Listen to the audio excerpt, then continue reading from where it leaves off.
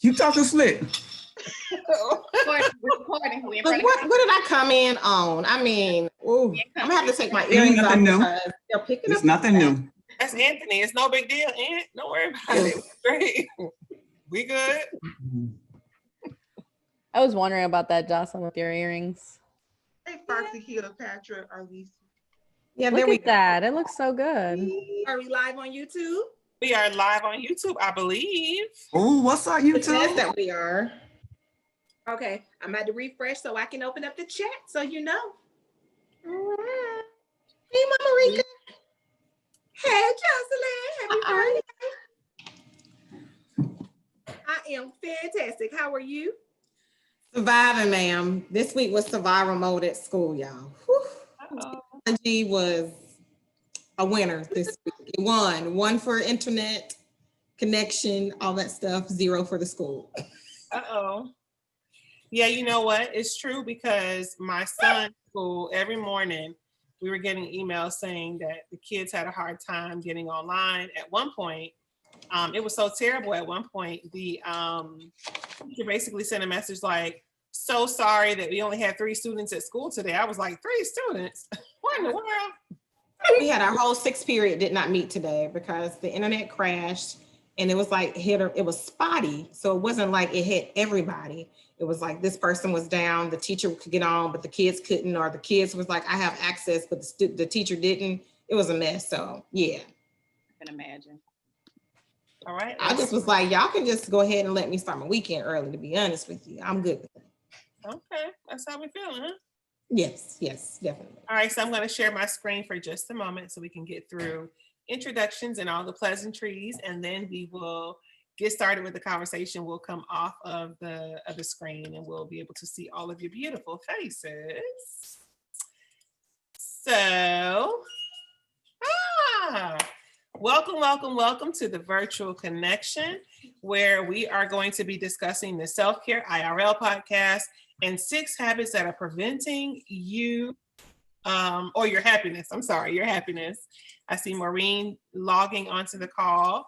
Hey to Maureen. So what is the Virtual Connection? We've had some folks ask questions in DM like, what is this thing you're doing? What are you all talking about? What had happened was, what is the Virtual Connection? So I thought it was a great time to catch everyone up on what the platform is, what we're doing, and then the ways you can connect with us. So the Virtual Connection is like a book club, but instead of centering our discussions around books, we discuss podcasts. So we meet every other Friday, 8 p.m. Eastern Standard Time. And what we've decided to do, Shantae and I kind of talked about it, and we believe it would be great for us to start sticking to 1 podcast platform per month and featuring multiple episodes. Why do we ask that? Because I mean, each of the women on this call either run a business or have a job or, do things at home. And sometimes it's like you have your good days, you have your bad days, right? So I would hate for us to judge a whole platform based on 1 episode that might or might not be your strongest. And so if we take the time to listen to the podcast over the course of a month and feature multiple episodes, now we can say we've heard a sample of this person's work and we know for sure we do or don't love it. And then we'll decide at the end of the month, are we going to subscribe to the podcast or are we going to pass on the podcast? And it's no big deal if you didn't enjoy it. But if you did, then it's great that we get to subscribe to a podcast platform and give a female creative some exposure. So members of our community register to actually take part in our discussion. So the women who you see on the Zoom call today, they are actual members of our community, and non-members can join us on YouTube Live and they get the chance to engage with the women through the chat, right? So we have women who are on our team who are watching the chat box, and as you go crazy in the comments, they are interacting with you and engaging with you and bringing your questions over to the platform. If you're not a member, no sweat, you can join us. All you have to do is go to www.podsenpr.com, and right at the top of the header box, there is a link. You click it, and it's a 2-minute survey we need you to fill out just so we can get some information. And then that's it. That's all it takes, and you're now a member of the community. I cannot guarantee it's going to be free forever. So if you want to become a member, you definitely want to go ahead and do that now. Take care of that so you secure your spot and all is well with the universe. So welcome. If we have any new ladies on the call tonight, welcome as well. We're going to flip it over to Mama Rika. She's going to give her run through and introduce herself as well. And then I'll pass it over to Shantae. All righty. Do I need to switch screens or it should be good? I think it should be good. Happy Friday to those who I have not said happy Friday to. Even in the YouTube land, happy Friday to you as well. We hope your week has been great. I am affectionately known as Mama Rika. I run the background. I am on YouTube right now and I'm in our actual Zoom. So if we have questions, we raise our hands so we can kind of acknowledge those questions. If you have a statement, we also have a chat box. I am monitoring both of those. We try to keep it clean or keep it PG because in case it's something that you want to share with your kids or your parents, remember we use soft words like sugar honey iced tea or fraggle or HE hockey sticks. Any of those words work. Sometimes it's slipping, it's okay, but just keep in mind that you want to share this with somebody. Remember who you're going to share it with. Back to you, Tiffany. We may or may not say some bad words because like the other night, and there was no other word we could use but the F word to describe these boys out here who's acting a whole mess. That's all I'm gonna say. It just happened. It just happened. Hey, y'all. Hey, I am Shantae Jackson. I also go by the Hunger Therapist. I am a licensed professional counselor. And so here on the Virtual Connection, we just want to remind you guys that while this is therapeutic, this is not therapy. We want you to find your voice here, be able to connect with certain emotions, connect with other people. And so our hope is that you'll develop the comfort through engaging with the platform to take your healing a step further. And then we love when y'all be like, you know what? I was telling my therapist, like, that's like music to our ears. So we want to make sure that you also go out and you find your own therapist and use our platform and our community in addition to the work that you do outside of the Virtual Connection. And then you can come back and share us with all the good stuff you learned about yourself and how you happy and stuff. So yes, I'm so excited about this podcast today because listen, we just trying to be happy out in these streets. So back to you, T. So I am Tiffany Ellis, and I am the person who thought it might be a cool idea to get all of us together and look at what's happening. So I'm so grateful that God has blessed us with this dope little community that we get to build and just connect with one another and grow and thrive in. By day, I'm a corporate leader. Well, I guess it's not really by day because I work overnight, huh? So by night, I'm a corporate leader. By day, I run the Virtual Connection, POS and PR, and all things development. And I'm a leader. You know, I love to help people connect with the leader in them and grow and develop. And starting next week, y'all pray for me. Your girl will be starting school to become a certified life coach. So that should be underway very soon. And then I will be able to officially say she is a certified life coach and because some other things are coming in the future. So y'all just hang tight. Yes. All right. So if you love this podcast platform, like I said, we're going to feature this episode tonight. So we featured an episode last week. We have an episode tonight. If you love it, don't forget to subscribe to the podcast. And let's drop Ty a comment and say, hey, we loved you. We love what you're doing. Just so she knows that her content is resonating with the women in our community. And so she knows to keep going, because sometimes as an entrepreneur, you just need somebody to say, hey, sis, I see you. I love what you're doing. Keep making magic happen. You're blessing us. And so we want to be a blessing to the women who we take the time to listen to.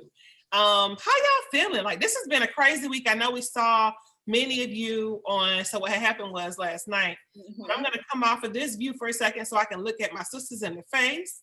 And I just want to ask before we get started with, oh, I pressed the wrong button, but I knew that. So I'm just going to ask you all, how are you feeling this week? Like, it's been so much going on. And yeah, I just want to know, talk to me. It's been a heavy week. Heavy week, why heavy? Had my anniversary, my third anniversary. That was the light of the week. But I was off of work for a week because 2 teachers and 1 parent tested positive.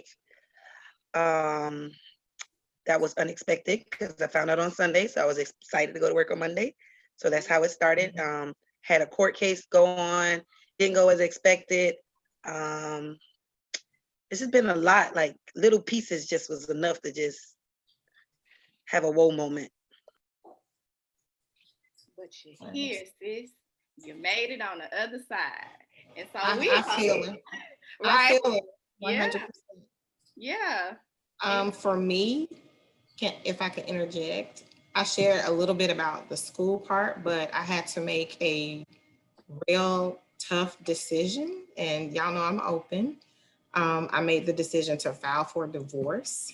And so you guys can only imagine how that emotional, and I actually handle it emotionally well, better than I thought that I was going to do. I thought I was going to be like, because it's not something that I personally desired to happen, but I know that spiritually I needed to do this. So that was my self-care. I was like, this is a toxic place and I need to come out of the toxic place. So, and that sort of course, some conversations that I didn't feel like having. So that made the week heavier. And in addition to all the craziness with technology at the workplace. You proud that you made a decision that was for you? I mean, that box was heavy though. Huh?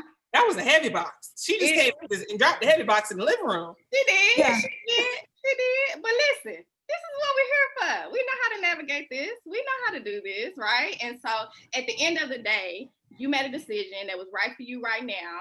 And that's a decision that you felt like you needed to make yourself happy. Who's next? Go. Yes, and I'm actually happy. I am.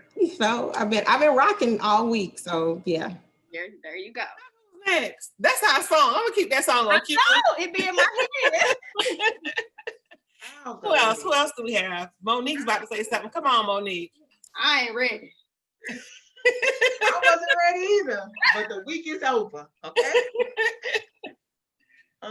This week was heavy, but not heavy. It's heavy and rejoiceful. Okay. So my husband got tasked for a short duty notice of deployment, so it was like quick turnaround, gotta go. But we were also having multiple issues happening in the house. So the room I'm in now was flooded. I had a big hole in my dining room. It's fixed. We had mold in our vents. They were here today. Kids are starting virtual school. I'm trying to get kids in their classrooms. The excuses we hear is just like, just show up when you feel like showing up, okay? Internet out. My mama waiting for the cable company to come. My daddy didn't sign me in on time. I can't hear you. Kids changing around your slides. But to that, my husband came home because they canceled his deployment. My kids are processing school well enough to where they can cope on their own.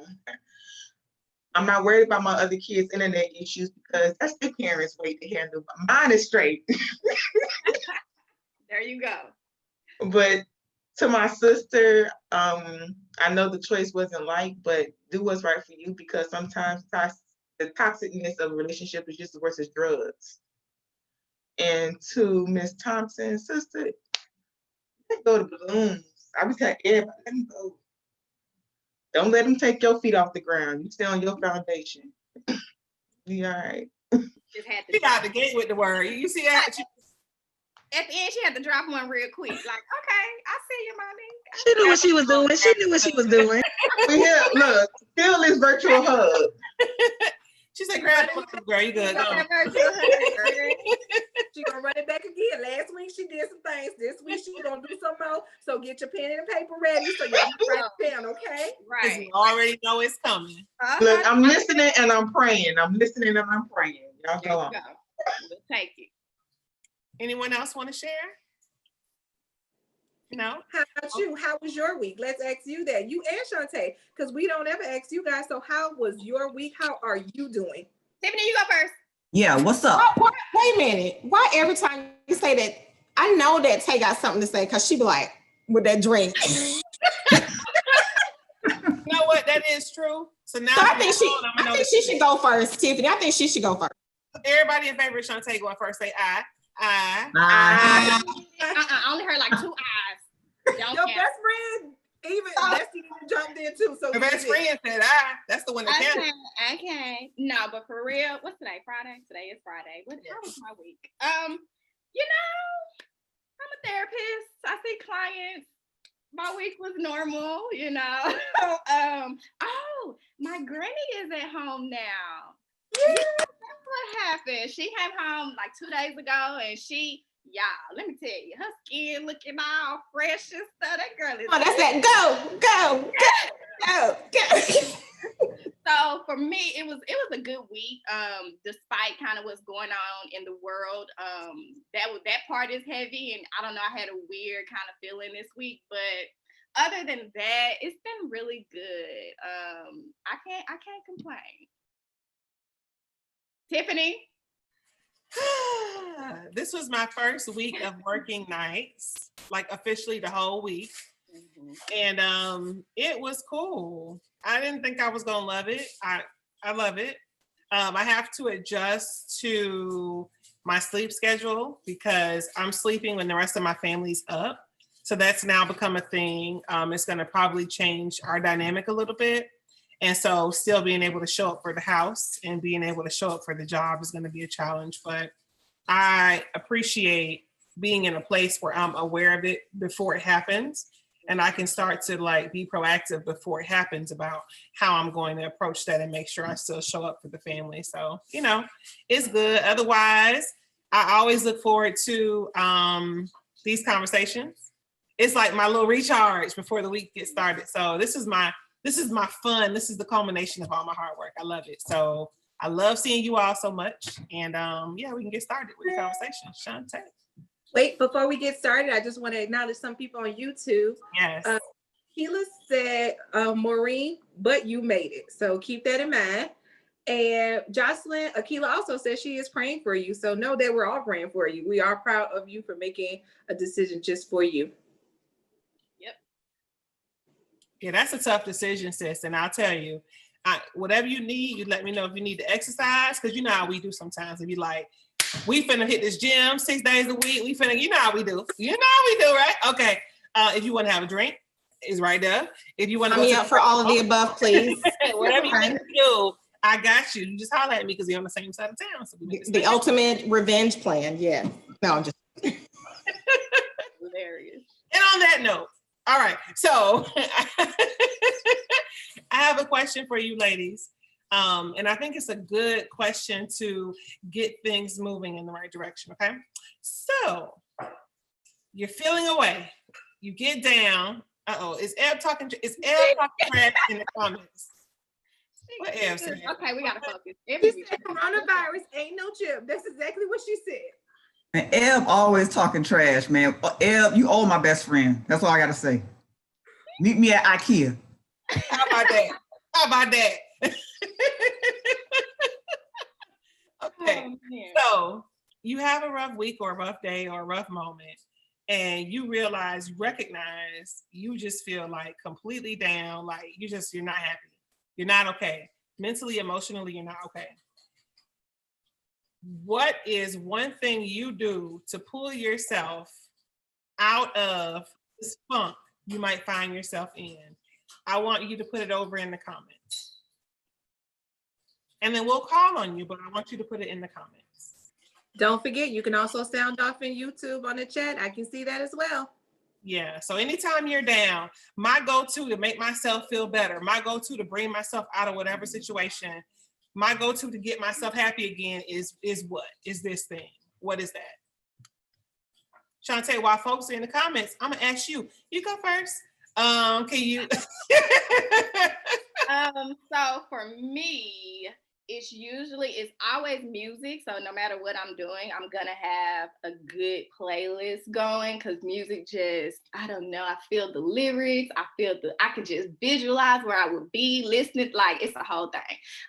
So music for sure. My plants have been my newest thing. So whether it's repotting or watering, or I let them listen to music and shining their leaves, whatever that is, I do that too. The other thing is I like laughing. So I'm probably gonna watch some Martin. I'm gonna find me something funny to watch on YouTube, but I need to like will myself to feel better. And so it may start off a little fake, because I ain't feeling it, but I'm gonna continue doing it so that I can get myself out of that funk. So that's what I do. I like it. So Arlesia said, well, let me go back up. So Maureen says sitting in her car. Eb says shopping and music. Eb loves to go to IKEA, not with me, but just like in general. Maureen, Jocelyn said long showers and meditation. Monique said fasting and music. Arlesia lately going for a run or put on some music and dance around the house. Maureen said somebody's being petty. I think she was talking about Eb. I'm not 100% sure. Nakia said unnecessary spending. Rika is music and cleaning. Y'all clean to feel better? I know. I saw my best friend. I was like, what? What? I don't want to hear that. Maria Vanessa said music is a good one. Grab my dog and hug him. Jocelyn said it soothes the beast. Laugh out loud. Akira says I love to sit in the shower for a long time while burning my sage. Let's see. Almitra said cleaning. Y'all are different kind of women. I don't know about that one. We're gonna talk about that later. All right. So for me, I'm a music person too, Shantae. So it's funny you say that. I actually have a playlist for those moments, like a compilation of songs that no matter what I'm doing, where I'm at, when I hear these songs, it makes me feel amazing. And I just go straight to that playlist because, and I get in my car and I drive somewhere that's 30 minutes away at least. Because that drive, listening to music in the car for some reason, it just amazing. It makes me feel different than listening to it in the house. I don't know why, but I like it better in the car. So that's what I do. But I feel better when I come back from my drive. It's a thing. It's a whole thing. Yeah. So I asked you this question because I believe when we talk about, your happiness, we all know that we're going to experience down days. That's going to happen. It happens all the time to everyone. The key to not allowing yourself to sink deeper is recognizing when you feel down and ways to pull yourself out of that feeling before you allow it to deepen and you get so deep you're not able to pull yourself out of it. Yep. So that's why I asked that question, because if you didn't have an answer there, that's the first thing. In your toolbox, you need to have my Get Happy Quick toolkit ready, whatever that thing is. So if you don't know what it is, start paying attention. Take some time and start figuring that part out now. Glean something from the list of ideas you've seen in the comment section from the other women and try some of those things to see if one of them might help to pull you out of whatever you might be experiencing, right? Yeah. So, podcast, Shantae, you want to ask them about it? What did y'all feel about the podcast? Yeah, how we feeling? Am I supposed to go first? Is that why you got me all big on the screen? Okay, so I enjoyed the podcast. But the podcast was great. I love Ty. Okay, it's the hair color for me.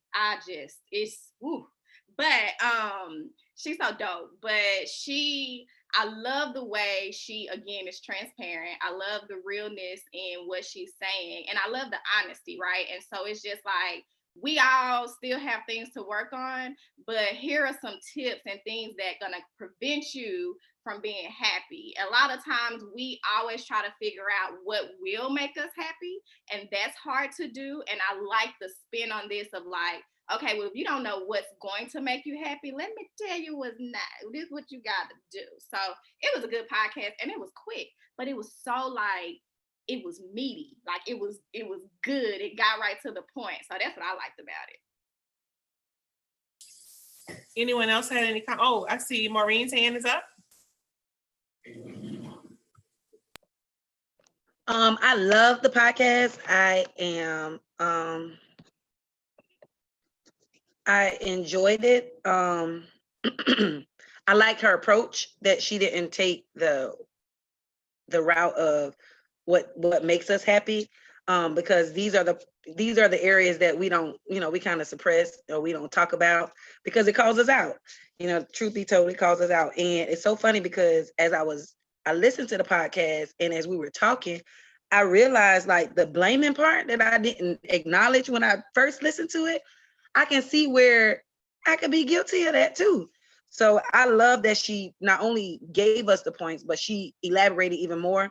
so that we can understand where she was coming from. And even if it touched something that you could relate to, but it wasn't exact, it still was like, it was good. And I'm with you, Shantae. It was 10 minutes, but it felt like so much work that I had to do that I felt like it was full.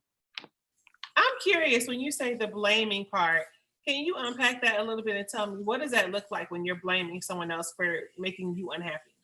So like my prime example is with my middle child. Those memes about middle children is true. Just for the record, I'm the middle child. I never saw it until I had a middle child. But where she said, stop blaming others for our challenges. Oftentimes I'll see the challenge, but I don't acknowledge it that it's a challenge for me, not for everybody else. And so when I don't look at it from it being a challenge for me, I look at everybody who's making it seem like it's harder versus looking at it that my perspective is wrong when I went in. And so when I had to, it forces me to deal with my emotional intelligence, one. And as I deal with emotional intelligence, I have to introspect to see why I'm so offended and why I want to point the finger and why I'm not keeping it real and taking my part in it and holding myself accountable. And I like when she said, you have to accept and move forward. So some things that you may not like, you're going to have to accept it and move forward. And like I always say, like, you got to keep the recyclables and throw away the trash. And I think that helps us in introspection so that we understand that we have to own our whole part, not just take pieces. Girl, you better say that. She said it. She I mean, did. did you hear it? You heard it? Loud and clear. She said it. Miss Jocelyn, you had your hand up. Yes, ma'am. So Tay hit it on the head for me. It was a lot of protein, if you want to say it like that. When you say you want the meat and potatoes, it was the meat and potatoes, because like every other like self-help book or whatever I go to, it always talk about what you need. And this was the opposite. Like, this is what you don't need. And I'm like, oh, okay. That's a whole different spin on it, because we don't oftentimes talk about that at all. We always focus on what do I need, what I need to get better, what I need to, even when you're looking at doing your resume, you're like, this is what you need on your resume. It doesn't talk about the things that you need to take off. So what Maureen was saying as well, what was her whole analogy? You keep I forgot how she worded it. Keep the recyclables and get rid of the trash. Right, exactly. So it was, don't be laughing at me, Shantae. I can't remember all this stuff. It's been a hard week. I know. I was wanting more. It left me wanting more because it was so fast, but it was heavy because it was chock full of information. And I actually listened to it like 3 or 4 times because I did that this week. I personally felt attacked, so I didn't enjoy it. No, I'm kidding. I'm joking, because you know how they say accountability feels like an attack when you're not ready to receive it. No, but for real, I felt like, it's so funny. Like I felt delivered, but in the same space, I felt like God, why me? Why are you doing this to me right now? There was a point where I used to be an excessive spender. I'm not so much these days, although I do still spend a little bit, get a little, free with the coins. But a lot of the things that she mentioned are things I believe we are all guilty of. And so we're going to definitely unpack it, right?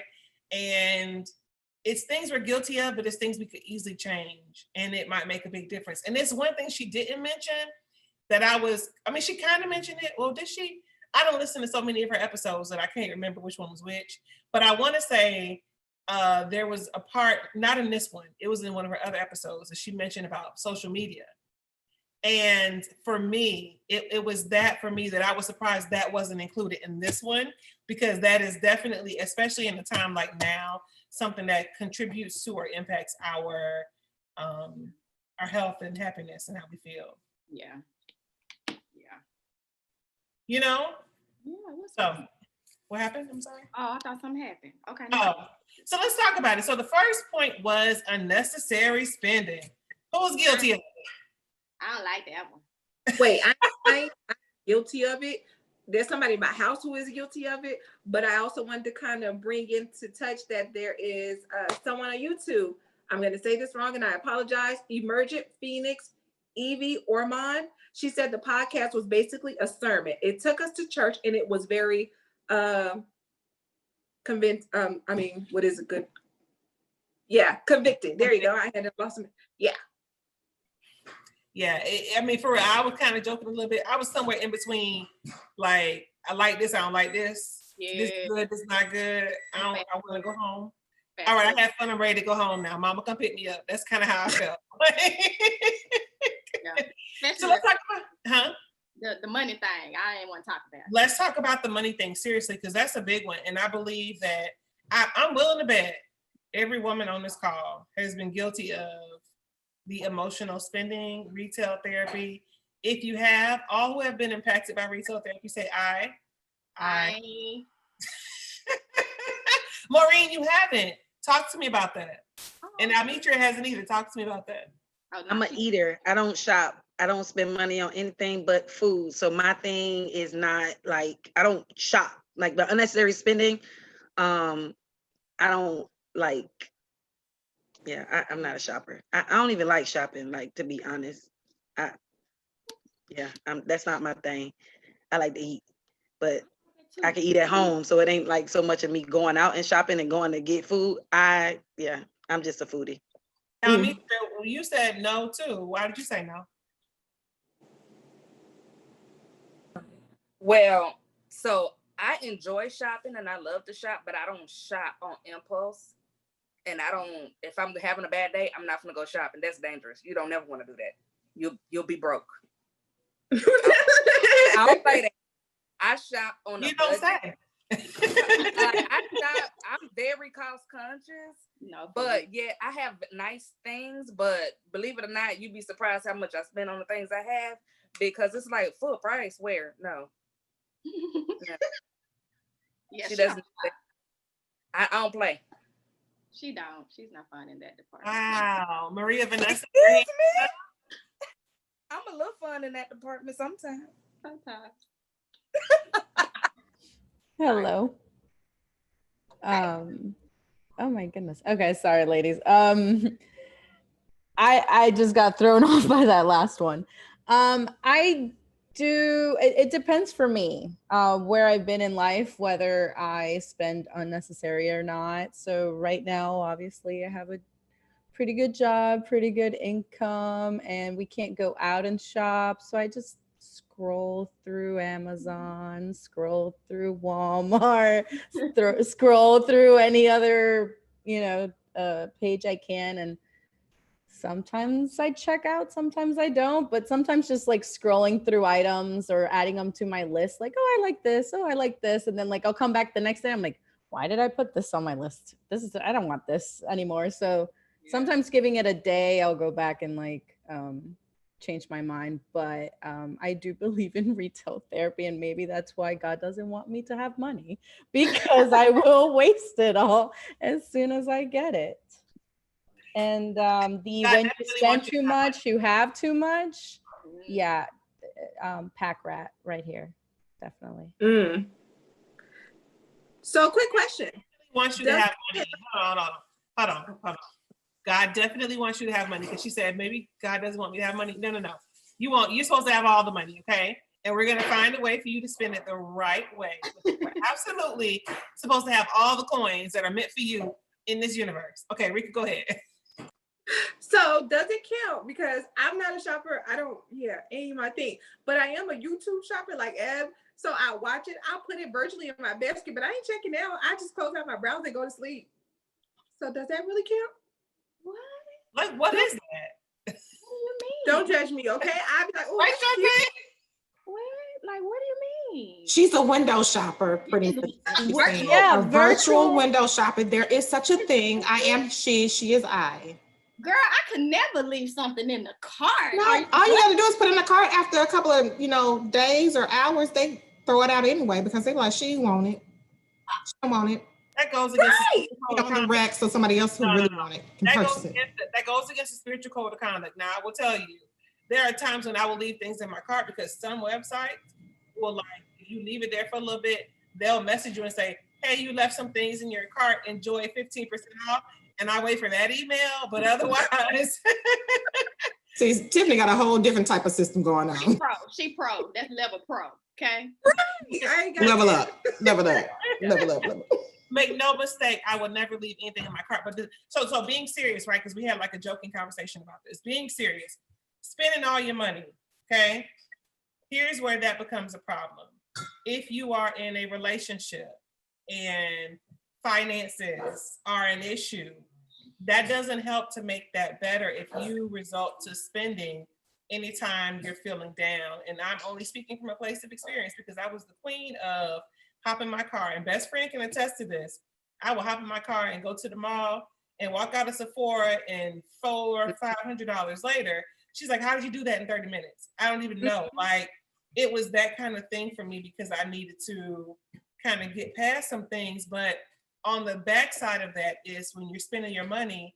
Now, if you have any other financial goals you've set for yourself, how do you accomplish them? If you're overspending, and some people overspend and put it on credit cards, then what happens? Because you're actually causing the reverse. And now you're having your credit score be impacted, different things like that. So it just doesn't seem like logically when you're looking to be happy, that that's the route you should take. Is there something, is that a thing, Shantae, where like people become emotional shoppers or eaters because of depression and things like that? Yeah, because it's like an addiction, right? So it can act as that, just like have emotional eaters. Shopping goes right into that. And one of the things is it's that high, the adrenaline you get of purchasing something. And so like, even for me I do like to shop. I put in the chat, my husband, we supposed to have a conversation Saturday. But I had 3 Amazon packages come to, they was at the door this morning. I was like, Jesus. But it is that adrenaline, it's that high, it's that quick fix to make yourself feel better. She got the packages. See what I'm saying? It's that quick fix to make yourself feel better. And the thing is, it goes away so easily. And so that's why we keep doing it, right? So as soon as I click, it's in my cart, I know it's coming, I feel good for a little bit, then it's like, well, let me go back. And you just continue that cycle. So it is a whole thing in these streets, absolutely. You know what feels better though? What? Getting to the register and not having to check your account before you swipe because you don't know if you have enough. Process that, ladies. I'm just saying, no pressure. But the other side of this battle, for real, is the financial freedom, the peace of mind that comes from knowing that when you get to the register, you can swipe and you don't have to worry because you're not stretching yourself too thin, buying all these things that you may or may not need. And I'm a recovering shopaholic and healing, you know. So I'm working through this. This is a thing.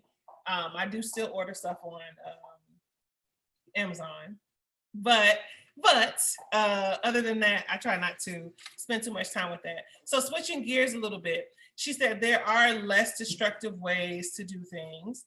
And I would agree. I think we all kind of came to the point that excessive spending is not going to be the route to take, but instead we find something to replace that instant gratification you receive from shopping. So like if a person were to say, okay, I'm not going to shop, which is my normal go-to, what would you say, Shantae, is the thing that they can put in place of that might give them longer lasting gratification or longer lasting satisfaction? So here's the thing. This is a therapist's answer. There will not be anything that can replace that if the problem is not fixed, right? So if the root cause of the reason why you're doing the shopping isn't handled, there is nothing that's going to be able to give you or fulfill that feeling that you get from shopping. So we really have to attack the root problem. And thinking about the podcast episode, it's the ideal of shopping and you shop yourself into debt, and then that debt creates stress, and then you find yourself in this cycle of stress and frustration and depression, and it just continues on. And so it's having that kind of wherewithal to know, like, I'm doing too much, or it's a problem. And if it's a problem, that's when you seek help and go to counseling. But if the root cause of it isn't dealt with, then there won't be anything to kind of come in and help you replace that addiction. It's gonna be really tough. Got it, that makes sense. She talked about postponing your life to get to your happiness. So it's like, when this happens, that's a big one. Mm-hmm. And I need to pass it off to someone else before I even begin to share my thoughts on that, because Shantae, I'm willing to bet you and I are kind of in the same place. Like, when we get to this place, or once we accomplish this, or if that, because we're both actively, like, that we know of, are building things right now. And it's that pressure that comes with it. But Jocelyn, I see your hand went up, so I'll come to you. And then I'm going to do something unconventional, and I'm going to ask, well, I see Eb's hand. I guess we'll call Eb next. You want Eb to go? You want Eb to go first? I'll let Eb go first. Eb, go ahead. You can go. You know what, the disrespect. We love you, Eb.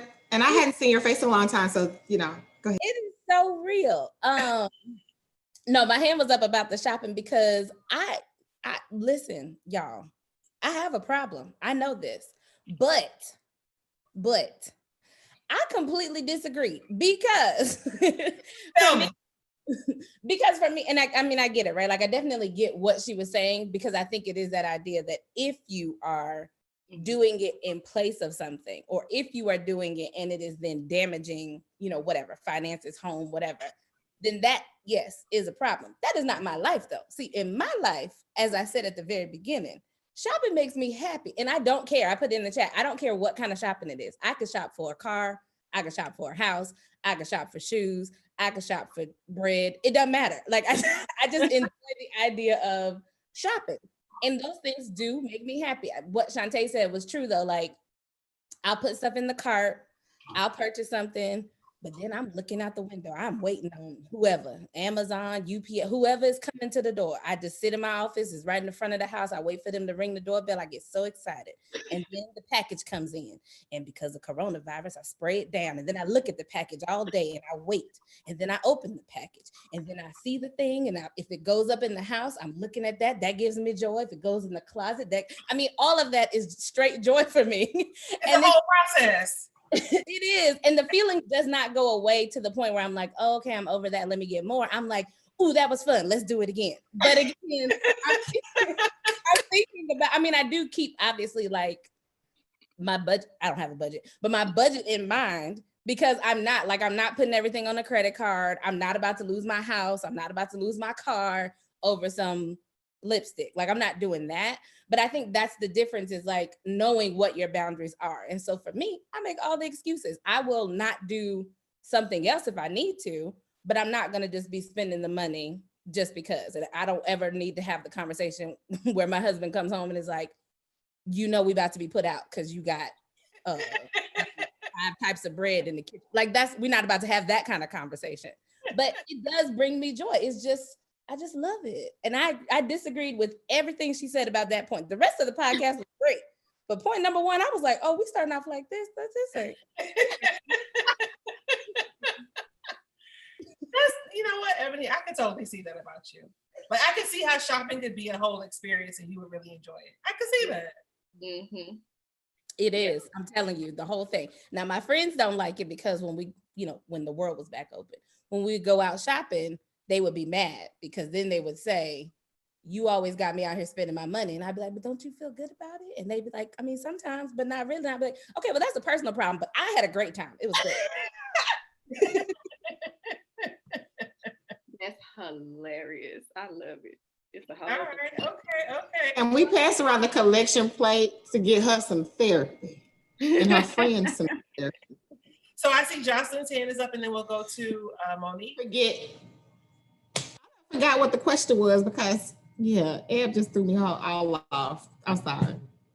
Can you repeat the question, please? Yeah, of course. We were talking about positioning your life. Oh, so repositioning your life for happiness. So it's like, I'll do this when this, or once I accomplish this, then I will do this, and how that impacts your overall happiness on a day-to-day or even a present basis. And so I was asking your thoughts on that, basically. Yeah, so I am a big person. I do that, period.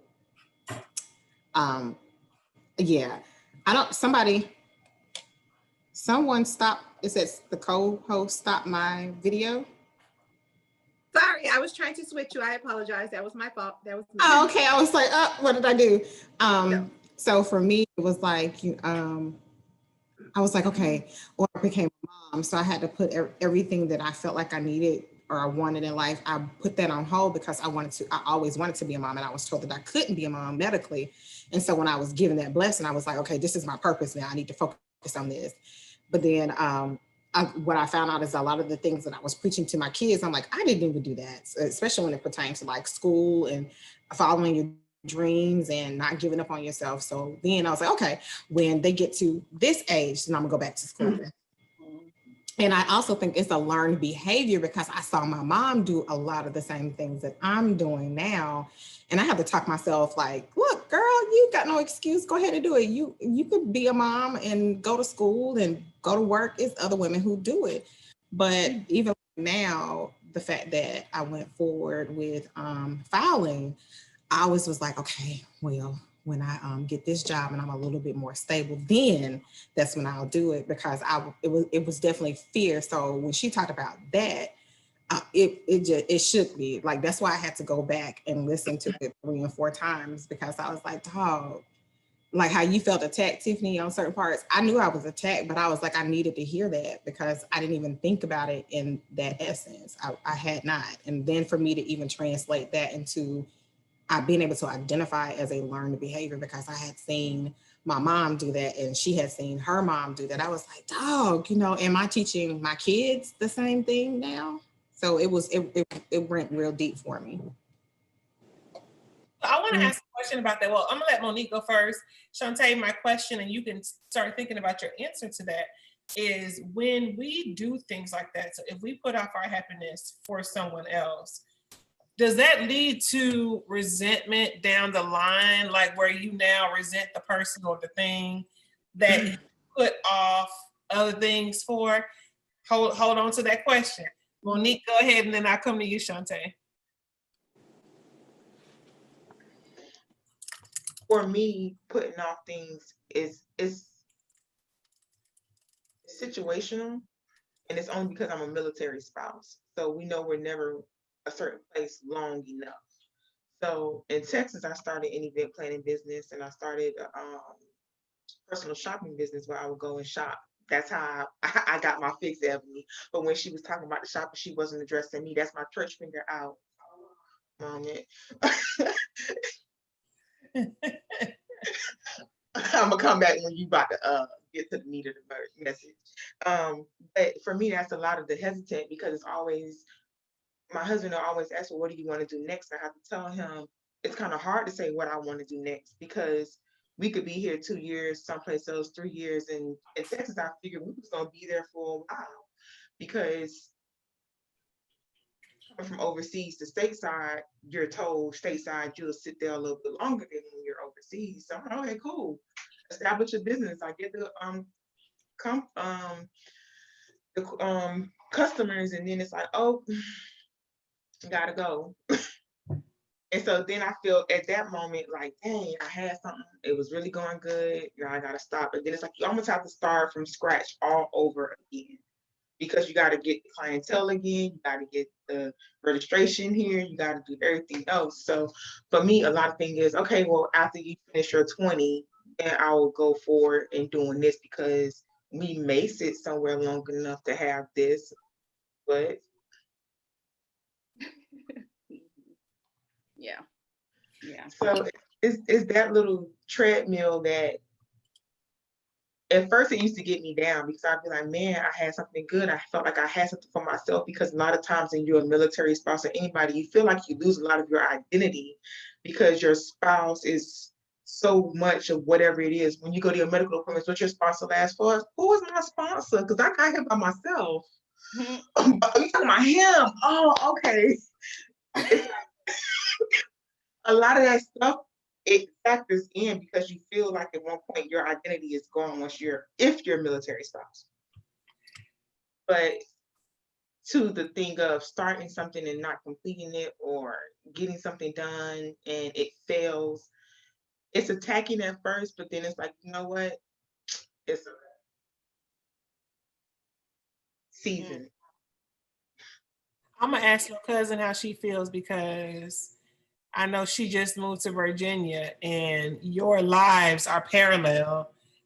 She's experienced some of the same things. So, Akira, tell us, what is that like for you when you're having to put off your own happiness to serve and support the family?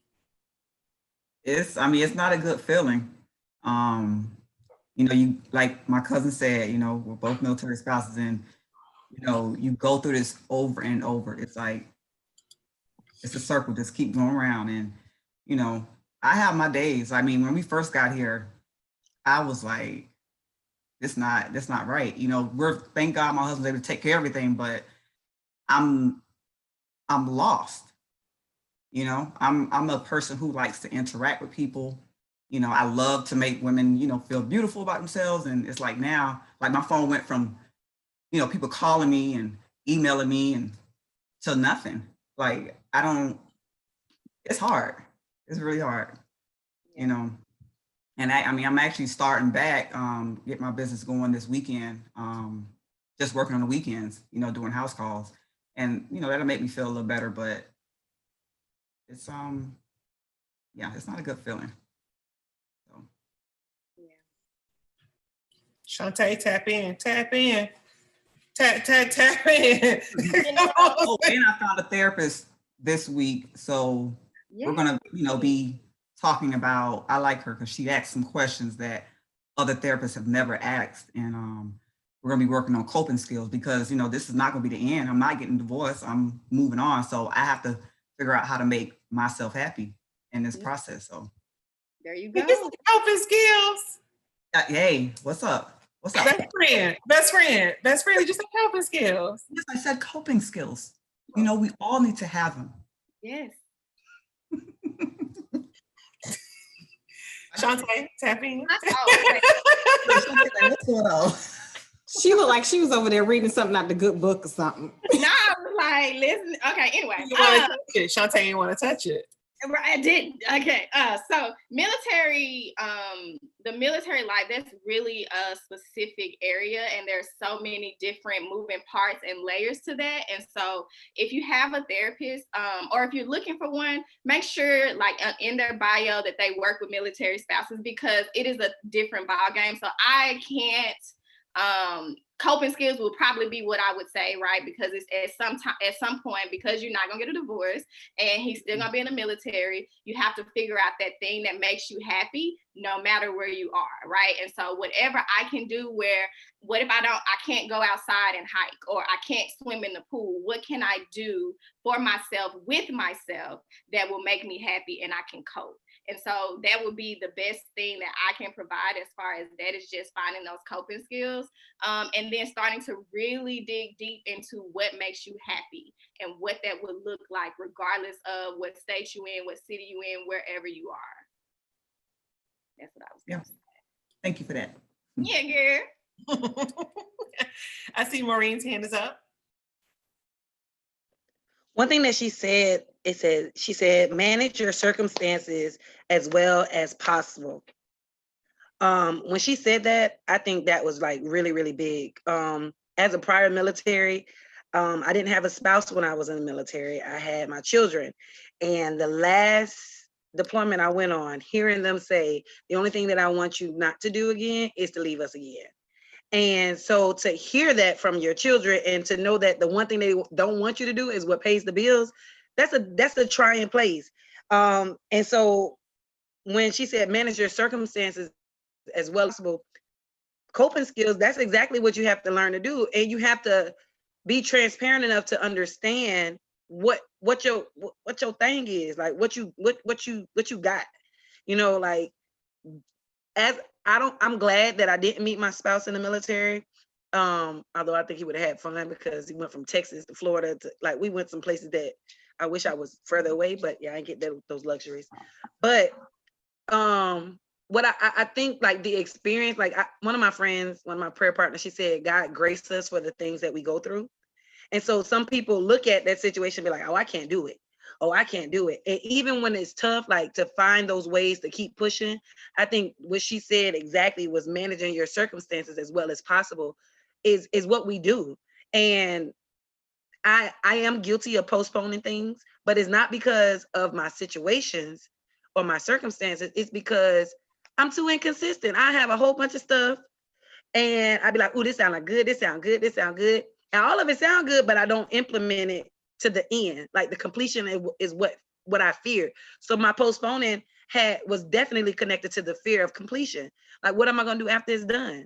And so I'll get overwhelmed and I find myself just becoming overwhelmed with the idea, and then no actions are being taken place. So it becomes like an addiction for me to be excited. Like I don't have the addiction of shopping, but I get an addiction of, oh, this sound good, but then it fails because I never finished it. So that's where my postponing connection went, and where I had to learn to manage where I'm at by the day to get to the end. Like, don't get overwhelmed. Don't get yourself all on climax and you ain't even did the work. Like, you gotta work there. Okay. I'm not a military spouse, but I've moved like a military spouse.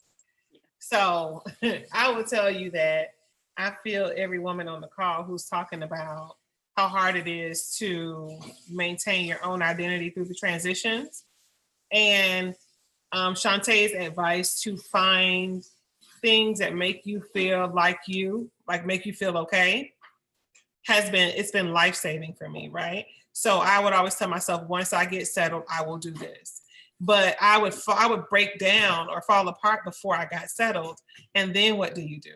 And so I had to learn how to, in the midst of getting settled, in the midst of transitioning, in the midst of figuring it out, like work through that process and actually have things that kept me okay.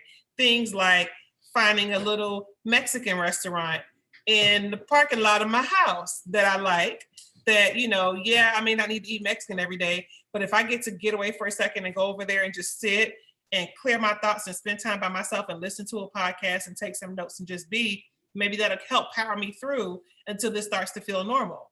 Maybe going on a car ride or going on a walk or going wherever while I'm trying to figure it out. Maybe that'll help me to get through until this starts to feel normal. And so it's making the best out of your circumstances, which I believe is something she talked about on the podcast for sure. And that's what it looks like in real time. It's making the best of your circumstances. One more thing with the making the best of your circumstances. When she said that, it reminded me of this term in therapy. It's radical acceptance, right? And so I try to teach clients the importance of radical acceptance. And that's just straight up not fighting reality, right? A lot of the stress comes from us fighting against what is. That isn't going to change, right? And so why are we using so much energy fighting the thing that's not going to change? And so you have to turn that energy into radical acceptance. Once I'm able to accept where I'm at, then I can focus on me and really be mindful of in this moment, right? Like in this moment, this is what I need to do. And Tiffany, when you were talking, it reminded me of that clip I posted with Tabitha Brown and her husband when she said, work while you wait. Like it's a lot of in between time, and I think we have the idea and we just want to be there, right? Or it's not the right timing, or it's all these things going on in our lives, and it's like, that's cool, but what are you doing? So while I'm waiting on the purpose or whatever God has for me at the end of this, I'm gonna be working, whatever that looks like, working on myself, working on my brand, working on my ideas, working on my family, working on my finances, whatever that looks like. I'm being I'm preventing any stress in the future because I'm already working on what's coming. And I'm accepting exactly where I am. And I'm not fighting against that because it's not going to change. So once you find yourself in that place of like, okay, sis, this what it is. It ain't changing. I'm gonna have to figure it out. Then you're able to let that part go. And now it's like, now we gotta move. This is what we finna do. Now I'm gonna make a plan. Now I gotta move forward. So that radical acceptance piece is super important. That will help you overcome that whole like, I don't know what I'm doing here. I love the phrase radical acceptance. I'll tell you, it reminds me of, I remember when my grandmother, when I was growing up, my grandmother used to always say, I'm not doing this because of this. Or I'm not, like, she always had excuses for why she's not doing stuff. And I think I used this example once before. I would say, Grandma, when are you going to travel? When are you going to take vacation? When are you going to go this place or that place? She would say, when I retire, then I'm going to do this. Once y'all good and grown and y'all done and I'm retired, then I'm going to move out and I'm going to go start traveling and all this stuff. And then she fell ill while she was still working, had to retire early, could no longer get on planes and stuff. And now she never got a chance to do what she planned to do her entire life and what she was saving to do. So she has this money saved, and now we're using it to pay for nurses to come to the house because she never got a chance to take those trips. It's almost like the man that works his whole life for the car. Yeah. When he's 70, he wants to buy the car. It's like, bro, buy the car when you're 30 and everybody can get in the car with you and you can enjoy it and you can really have a good time. Yes, and that it's just, I think, because you was asking earlier about waiting to do things. And so for me, a lot of my clients, they're waiting on a relationship, right? And so they're unhappy in where they are because they're single and they're waiting. It's like, when I get in a relationship, I'm gonna be good. And it's like, really? How you know that? And the resentment piece come in is because the thing that you think you waiting on, you get into it and it's not what you saw for yourself because you didn't do anything in the meantime. You just, the first thing smoking, he said he like you, I'm gonna be in this relationship, but I ain't do no working while I was waiting. And so now I'm resenting the relationship. I'm resenting myself because it's like, I waited this whole time and this is not even what I wanted. And so you really have to be aware of where you are in life and accepting that and working while you wait. And enjoy the word. Enjoy it. Enjoy the word. That's the other part. You're not enjoying it. And I think too, because I always say you kicking and screaming, and that's why God don't bless you what you asking for, because you kicking and screaming while you wait. We're not gonna give our child no candy and he throwing a tantrum. Why would I give him candy and reward him and he over here kicking and screaming?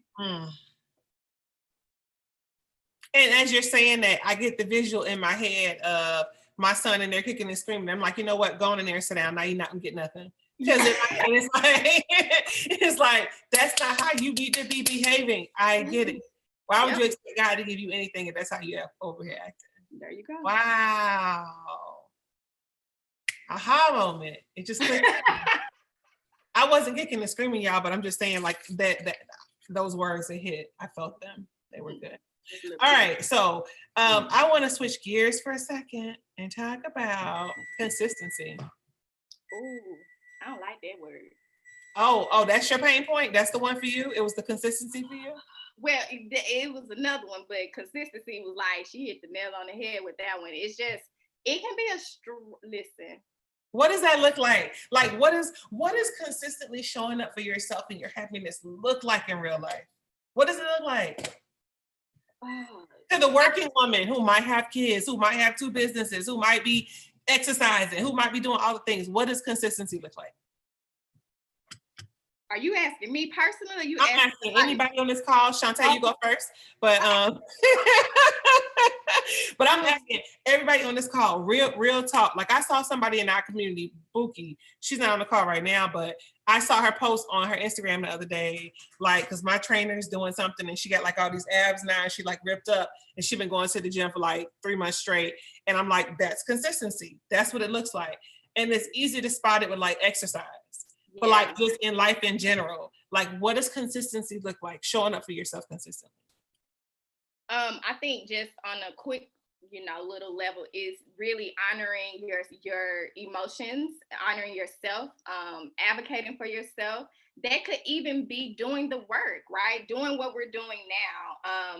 Just really being mindful of how we feel, what we say, what we want for ourselves, and kind of having that on the forefront instead of the worry we have about other people.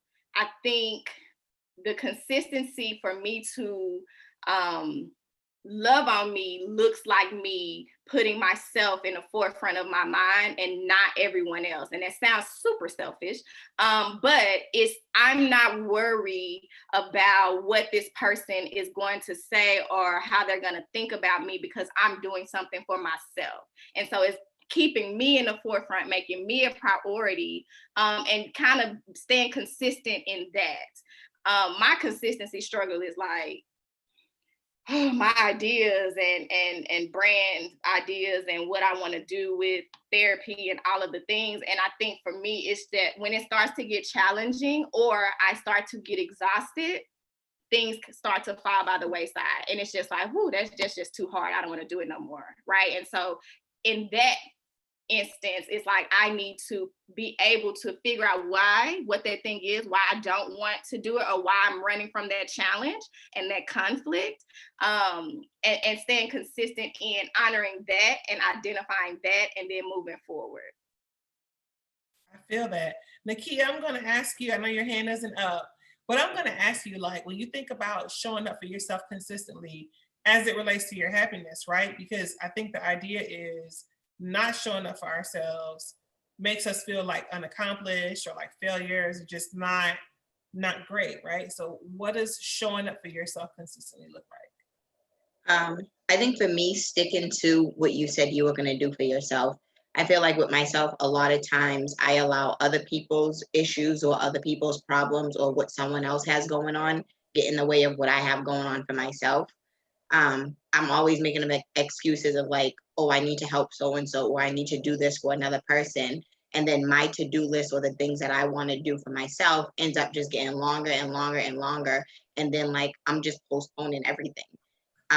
So I think it's just sticking to it and not letting like the whirlwinds and other people's issues get in the way of the things you have to do, because not everybody's going to do the same thing for you. And when it's time for, you and you need someone, they may not be there for you. So you have to make sure you're just sticking to what you said you're going to do for yourself. Because at the end of the day, it don't feel good when you're like, I put all these plans in place for myself, and then you have all these excuses of why you didn't do it. But the real excuse is you just didn't, because there's just no reason. So it's just sticking to what you said you was going to do for yourself. Does anyone else on the call feel like sometimes we do things for other people because we're not really ready to do that thing we're supposed to do for ourselves yet? I mean, so I hate to call a thing, right? But like, I'm supposed to be doing this, but let me go help my cousin out and do this. Or let me go take the kids because at least I'm doing something, and that keeps me from doing this thing. And then 6 months down the line, you're sitting here sad about the fact that you didn't accomplish the goal that you never worked on 6 months ago. How many of us are guilty of doing that very thing? Yeah. So the reason why that is important is because, so let's say that is the behavior that is present. And then we start to blame others down the line for, well, I couldn't do this for me because I was doing this for you. I couldn't show up for me because I went and did this. So do we see how these two worlds connect and collide, and they go side by side? And it's because of a choice we made that we didn't have to make, that we could have easily not have made, and things would have been okay. Mm-hmm. Yeah. Go ahead, Shantae. I know you're finna ask, put some stank on it. Go ahead. I feel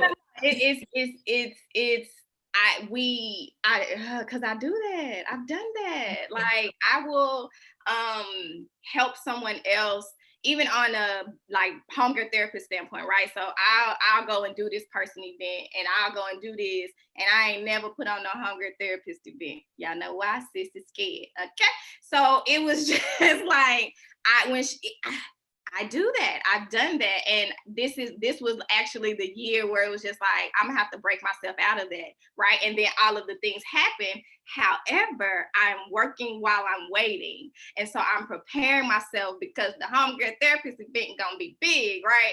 But it's that fear that we have, and the fear of completion. Who just said that, Maureen? It's just like you have this fear of getting, I don't know what my success is gonna look like.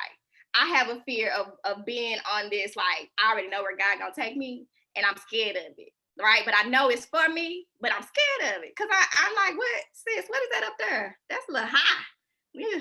We up there at the top, and it's called the Moses syndrome. Who said that? Me. Apostle Monique. Make a big. I need to see a face. Let's see what you say. Where Monique? It's called the Moses syndrome. What that mean? Y'all know I don't know the Bible. I call it the Moses because he was tasked to go to Pharaoh to tell Pharaoh what God had told him to do. And like just like you said, I can see where God is going to take me, but I'm fearful of how I'm going to get there.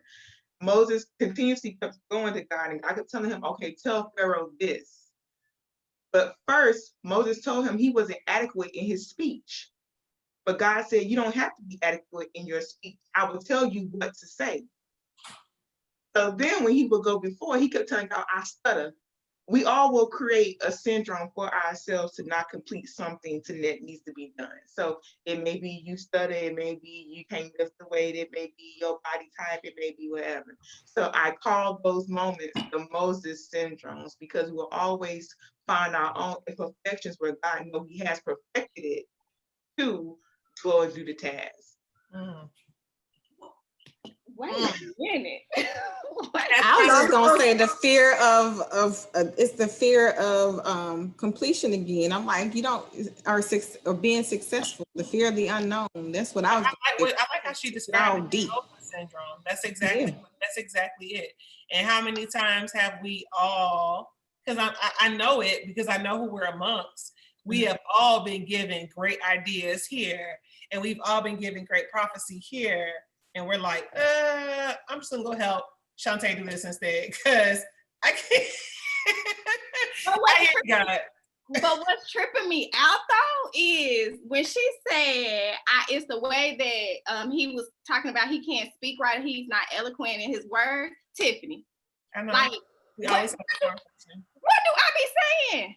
Always. But and I told you I wouldn't change a thing about the way you speak. You did say that, but that was my excuse. Oh my God, I just had a light bulb. That is my excuse, sis. Thank you, Monique. But you know what? Somebody may want that. Somebody may not always want that therapist that's coming at them with they SAT words. Like I want someone that's relatable, that's gonna say things that I can relate to. Like, all right, cool. Because what you find is some things that what you feel is inadequate to you may be beneficial to others because you reach them better than how you're relatable. Wall full of degrees have. It's no connection there. So yeah, they now show Moses' moment. Right, it makes you more relatable. Seriously, you got the help. I dig you. Okay, don't big screen me. I'm drinking. And what did she say on the podcast? She said worrying about the future is anxiety, and worrying about the past is regret. Mm-hmm. So it's that was like a gasp when I heard that one too, because I'm a person that definitely the conversation. So I can briefly let you all in. The conversation I had today with my therapist is he didn't understand why I continued to hold myself accountable to things in the past I didn't know. It's like, you know, I might have done this when I was in high school. I might have done this when I was in college, but I didn't realize when I was doing it that it was wrong because it was socially acceptable based on the place I was in life. But now that I'm older and more mature, I look back on myself and it's almost like I look down on me, like, why would you make that choice when it's like, why are you living in no versus just kind of existing in where you are now? And so it robs you of your happiness because you're always living in this cycle of, I wish I could have, I probably should have, if I could go back. And it's like, but right now in the present, what are you doing at this very moment to change that narrative? This is good. Girl, I'm over here shook if y'all don't catch We can tell. Member of the week goes too. No.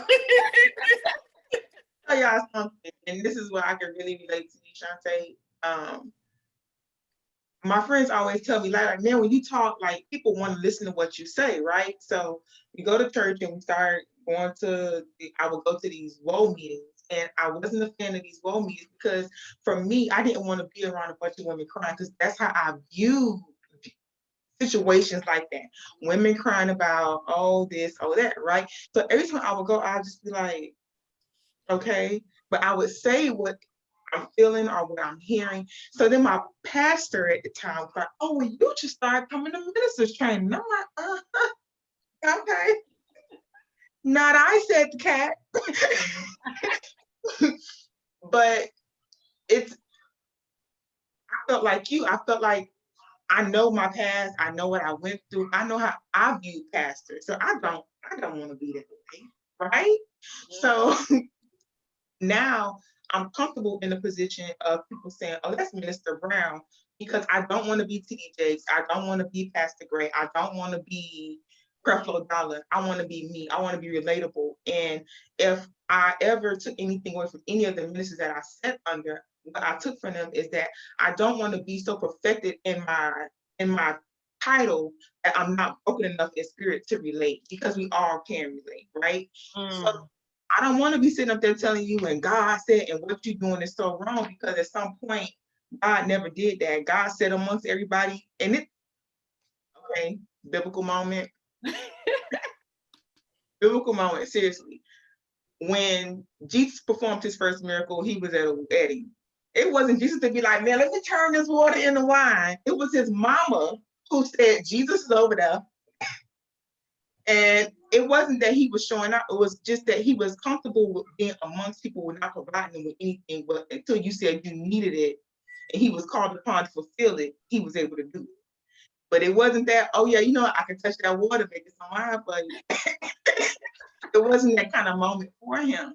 So I think that's the thing for us and anyone who has a moment. It's not that you're not adequate or you're not capable of doing it. It's just find your comfort zone to which you're doing it. It's almost like your work while you wait. It's like, you know how you're comfortable to do it, even if you gotta go and sit with the girls in the hood. Hey, girl. Hey, I like And they gonna relate to you because you got a little cuss on you. You're like, oh, she said the word. Okay. But it's just that. That's good. It's just that. I'm feeling the work while you wait for sure. That seems to be, it's come up enough times in this conversation that it almost feels like that's the theme for the evening, like work while you wait. Because there's so much work we can be doing in the interim, as we're waiting for whatever it is that we're coming into next. While we wait, let's talk a little bit about not blaming others for our issues. So I gave us one example of us doing that, right? And that is when we choose not to do for ourselves and do for others. And then we later use the excuse of having done something for someone else as the reason for us not meeting a goal we've set for ourselves. What are some other ways that we end up blaming other people for our unhappiness? I don't want to call nobody out, but I will. Rika, give us an example of ways in which we blame other people for our unhappiness. Time out. I'm in the background. I said you should do it. It wasn't meant for me. I'm listening. So I'm going to elect Alani. Yeah, she's on here. Oh, my daughter's on here. I didn't know she was here. Hey, Lonnie. Oh, she was. Okay, she must have had to drop off. I apologize. All right, we're gonna do the Russian roulette. Let's see who we have not heard from. Arlesia. Arlesia, yes. There you go. Arlesia, talk to us about ways in which we blame other people for our unhappiness. So maybe you've shared in conversation with some people an idea that you had. They take that idea and they run with it, and it seems to be going, in an upward direction. And then you're just sitting there like, oh, well, I shared this idea with you. Like, how dare you take my idea? But like, if you didn't move on it, I mean, do you really have the right to feel away? I mean, I would feel away. Yeah, you have that. Yeah, you do. Right. But if they're taking the action steps and doing the work to make that thing happen, then I mean, that's one example. Mm-hmm. So I don't know if that's happened to anybody, or I just, kind of thought about that from a conversation with another friend. I don't know. Ooh, how about getting into piss poor relationships? Well, okay. That too. You deserve better. But then you get upset. You get upset because the person treats you like crap, but you stayed there and you dealt with that. You knew that behavior was unacceptable, and you always would tell yourself, I will never, accept somebody cursing at me, laying hands on me, just being blatantly disrespectful. But for whatever reason in your mind, you stay in that position thinking, okay, well, it'll get better eventually. I'll give them another chance, so on and so forth. And it never really ever gets better, right?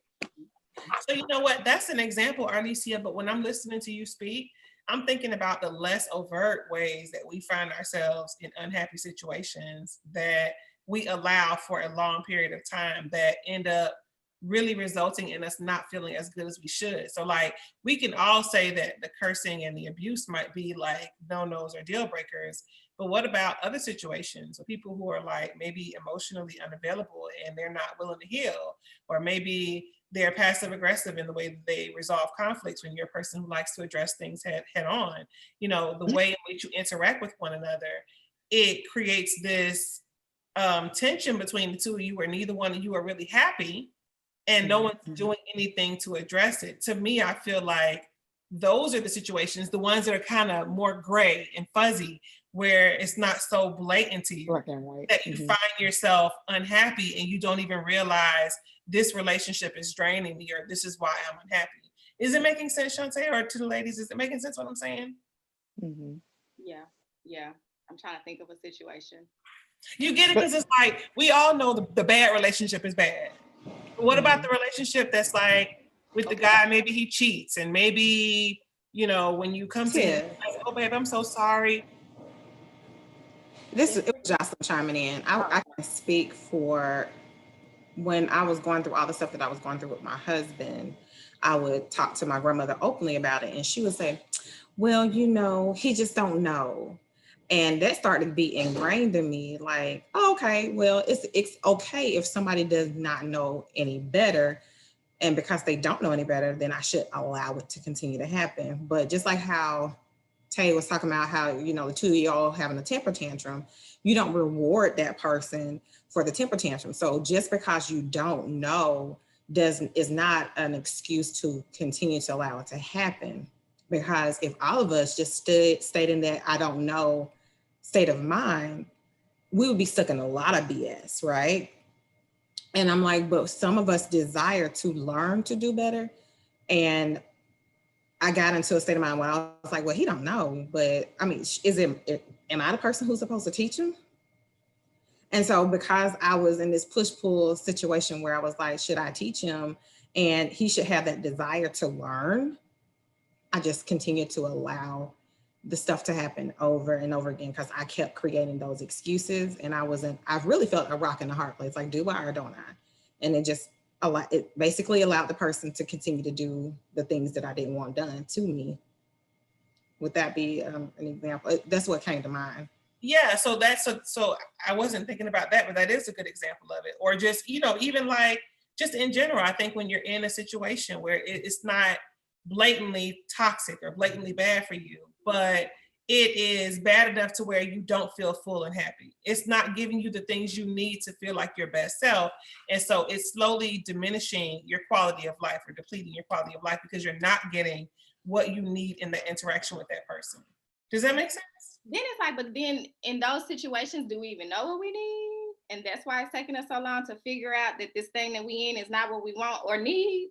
But what about when you know and you're not having the conversation? So you know it, like if you're a person who loves to spend time with family, let's say you start dating a guy today, spending time at your mom's house on Sunday is a big deal to you, okay? Going to family get-togethers on the holidays, that's a big deal to you.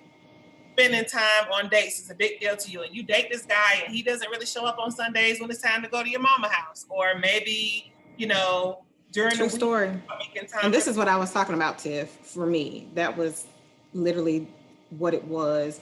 And just listening to my grandmother justify it, and you know, I looked for my grandma for guidance and hearing that.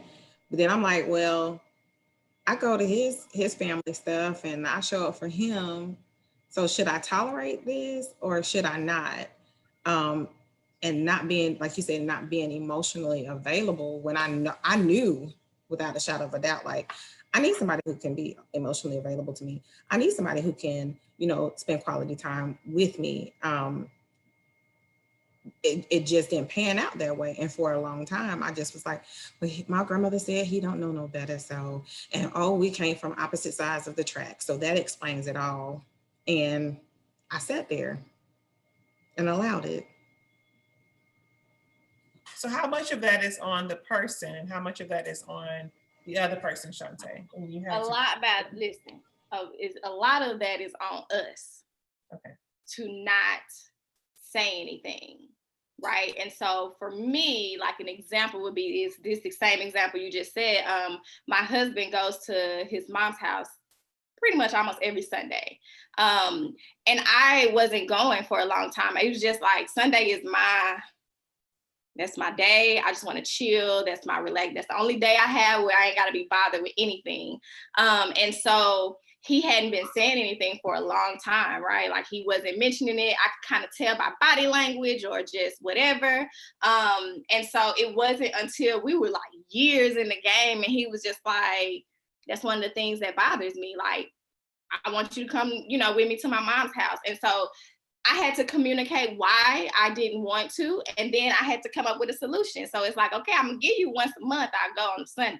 But that's my solution. But because he didn't speak up, it lasted so long. And I'm sure there was some resentment or some issues, he had to deal with within himself to help him get to a point where he's able to like accept the compromise and where we are. But a lot of that is communication. It's our fear of conflict. It's our fear of like ruffling feathers, rocking the boat, right? And so it's us having to say, listen, this is the thing that I don't like or it's bothering me or this is what I need. And I think that all goes back to us knowing ourselves, right? And knowing what we need and knowing how to verbalize that. But both parties hold a lot of it, but the person who's suffering and not saying anything, you hold the most weight.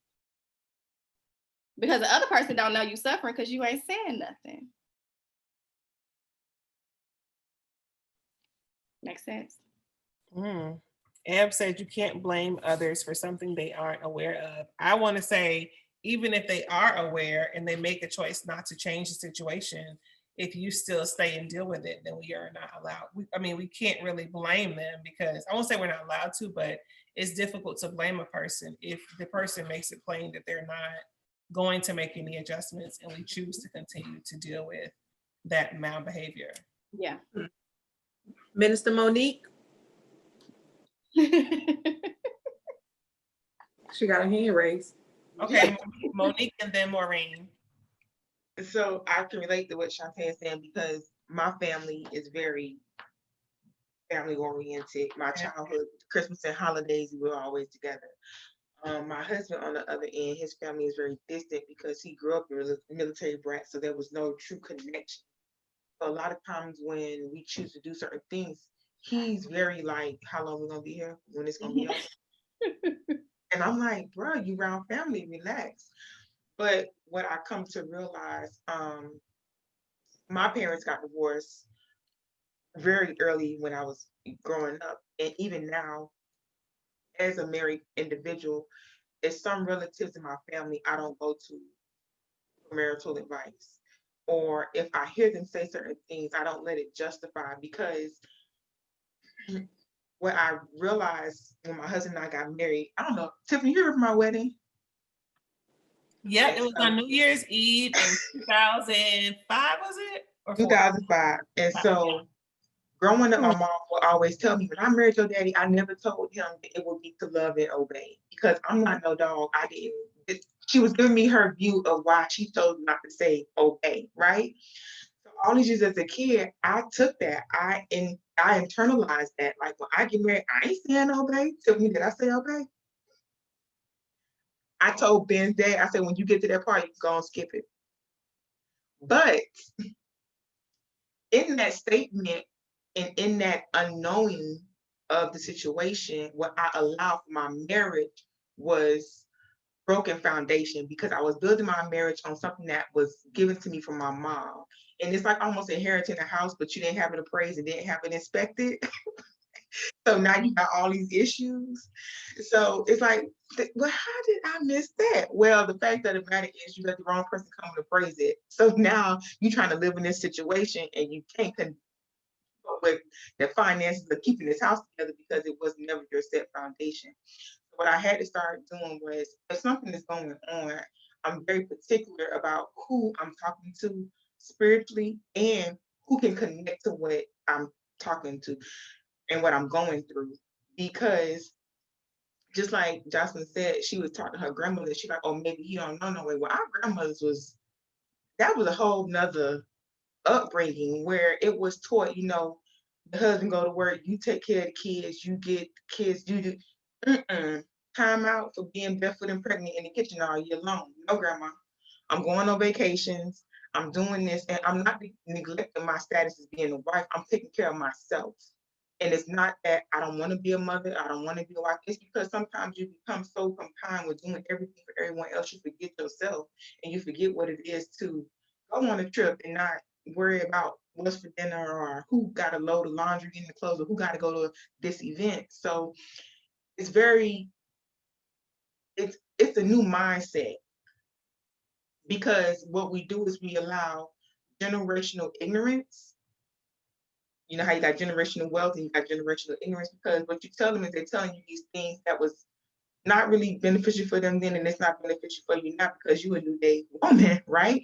So it's a lot of things that we can no longer allow to say, oh, well, he's this way. So even when it comes to things like that, I ask my husband, okay, if we go to your mom's and dad's this Thanksgiving, we stay at home the following Thanksgiving. If we going to my parents the following Christmas, we stay at home the following Christmas. It's just a compromise of each other. And the resentment that was being spoke of was like, man, my husband is he's a thinker. So I could have said something 5 years ago and he'd like, remember 5 years ago, you didn't say, I'm like, bruh, what file are you in? Let me give it a date. Okay. But it's like you say, it's like when you don't express, people think that it's okay. And then when it comes a moment where it's the boiling point, it comes up and you don't even connect with the anger because you're like, you been holding on to that for 5 years? For real? Okay. That's how you feel about life? All right. Okay. Note to self. But it's just the communication of it all has to be one understood and expressed evenly and explained, but also you have to become very mindful of who you get this advice from, because I'm not trying to hang out with Steve Harvey, who's on his third marriage and trying to work it out with Marjorie. Like, you've been there, done that 3 times. So you got it right the 4th time. Okay, it's only so much I want to hear from you. But it's certain things. And for me, my husband was like, well, you never said to obey. And I was like, my mama said. And so when I finally adjusted and we corrected that issue, it came after years of ignorance and years of me not being understanding of what it meant, only because I was holding on so tight to what was ingrained in me. And I'm thinking, dang, I got to tear down this whole wall, huh? So now, Mo, I'm thinking about it though. There is something we can pull or learn from people who have been unsuccessful in relationships too, right? So even when we talk about like the Steve Harveys, for instance, on his 3rd or 4th marriage? How many marriages is he on? 4th? 3rd, 4th. One of them. It don't matter. Marjorie is the 3rd because he was married before to the twins' mama. Then he was married to someone else. And now Marjorie is the last one. She ain't playing them games because she's gonna take him for everything he got. So there are some things that people learn getting it wrong, and there are things you learn getting it right? So I think going back to Maureen's favorite line is we figure out what are the recyclables and what's the trash, and you know what to take and use and what you need to throw away. But for me, it's the happiness for me. So I have a grandmother who gave me the same kind of advice I believe Jocelyn's grandmother was given to her. In my first marriage, when I was not happy, the questions I was asked was, well, do you have a roof over your head? Is he taking care of all the bills? And she's like, so what you complaining about? You got to work that part out. The other stuff, the love comes later, basically, is the conversation we were having. And I was like, that doesn't make any sense to me. And I've always been a person who, even if I didn't know how I felt, because I was going to say I always honored my feelings, but there are times I haven't really known how I felt about stuff. But if I knew that something wasn't serving me, I would stay in it only for a short time before I really was like, enough is enough, I can't do it. And I believe that my happiness is worth more than the security of a relationship or the security of a friendship or the stability of whatever this interaction is offering me. And so I think that's the goal in this conversation, right? It's understanding that you can want these things or these people in your life, but above all of that, you have to want to be happy more than you want anything else. And that has to take precedence. And so whenever your happiness is interrupted, something in you needs to be like, okay, I was happy, now I'm not. What caused that? But I Okay. think about Shantae, even when she talks about a lot of the people that she sees, they're talking about the relationship. It's like that counseling shouldn't end once you get in a relationship. It should continue, because sometimes I really wish that in the beginning of our marriage, and then I have more counseling, because it's almost like being an MVP player. If you're on the team and you're the most valuable player, and now I'm on the team with another valuable player, how are we gonna figure out who's gonna get the trophy? Because I want a trophy. Yes. So I have to learn how to play together with him. And if I'm in the counseling and I'm only learning about, okay, these are my flaws, this is this, I have to now, when I get married, identify what his flaws are and identify how we can both score for the ring. That's a whole nother Yo, 15 years in the paint ain't easy. It's not. It's not. So I think it's the same thing. Huh? It has been 15 years you've been married. 15 years this December. Goodness You know? I'm like, you still here? Okay. Y'all getting old, Monique, because that sounded like a long time ago y'all was married. I was what? It does, right? Kids. All right, moving on. All right, so we're talking about, I think we were getting down to the final points. Let's see. We have accepting responsibility for your life, and she talked about that. Accepting responsibility for your life. So starting today, what does that look like, Shantae? If a person were to take responsibility, accept responsibility for their life, what does that look like for them?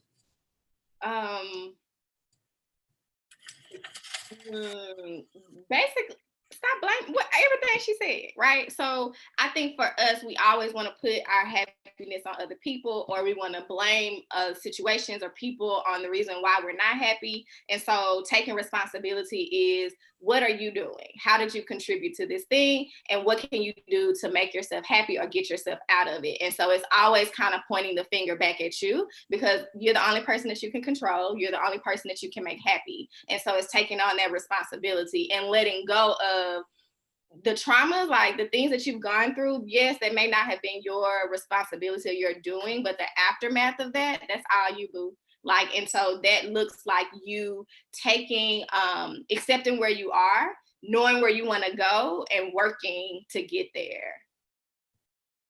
What do you say to the people who live in this happened to me growing up, and this person wasn't kind to me, and this experience kept me bound when I was, and they stay stuck in that place and they never allow themselves to heal from that, which then, causes them additional hurt, pain, anguish, and all the things.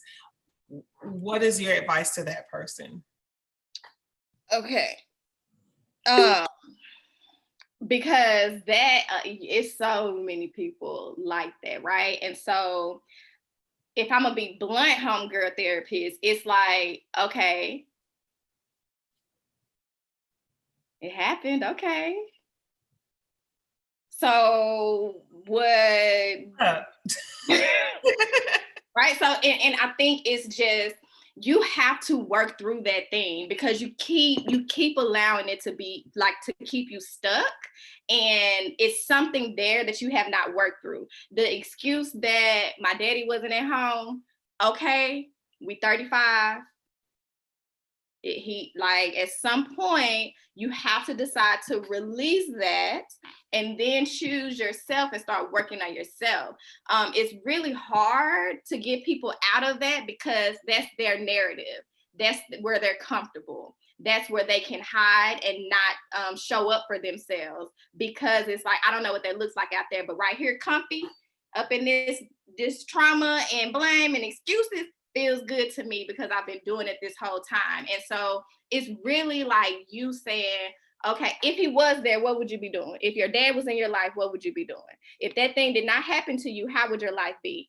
What do you think that would look like? Oh, you think you would be happy? How? Why? Because dad, showed me this, this, this, and this. Or he would have done this, this, this, and this. Or I had this idea of what father and father-daughter relationship looked like. And it's like, okay, how would your life be different? How would your life right now be different if that thing never happened, right? And so sometimes they'll give me this, I would be doing this and I'll be doing that. Why aren't you? Because now that thing is gone. Like, it's removed. You don't have that anymore. Why aren't you? And that's where they kind of just sit and stare at me, and then they be ready to go. Or they'd be like, all right, it's been real. We'll talk next week. Because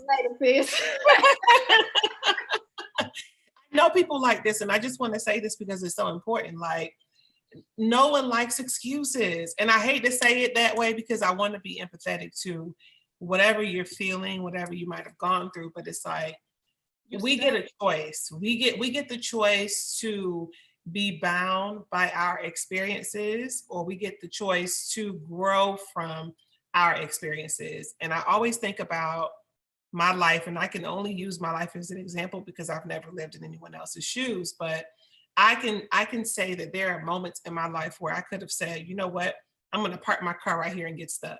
Because this will be a good excuse to use in the future when I'm inadequate in an area.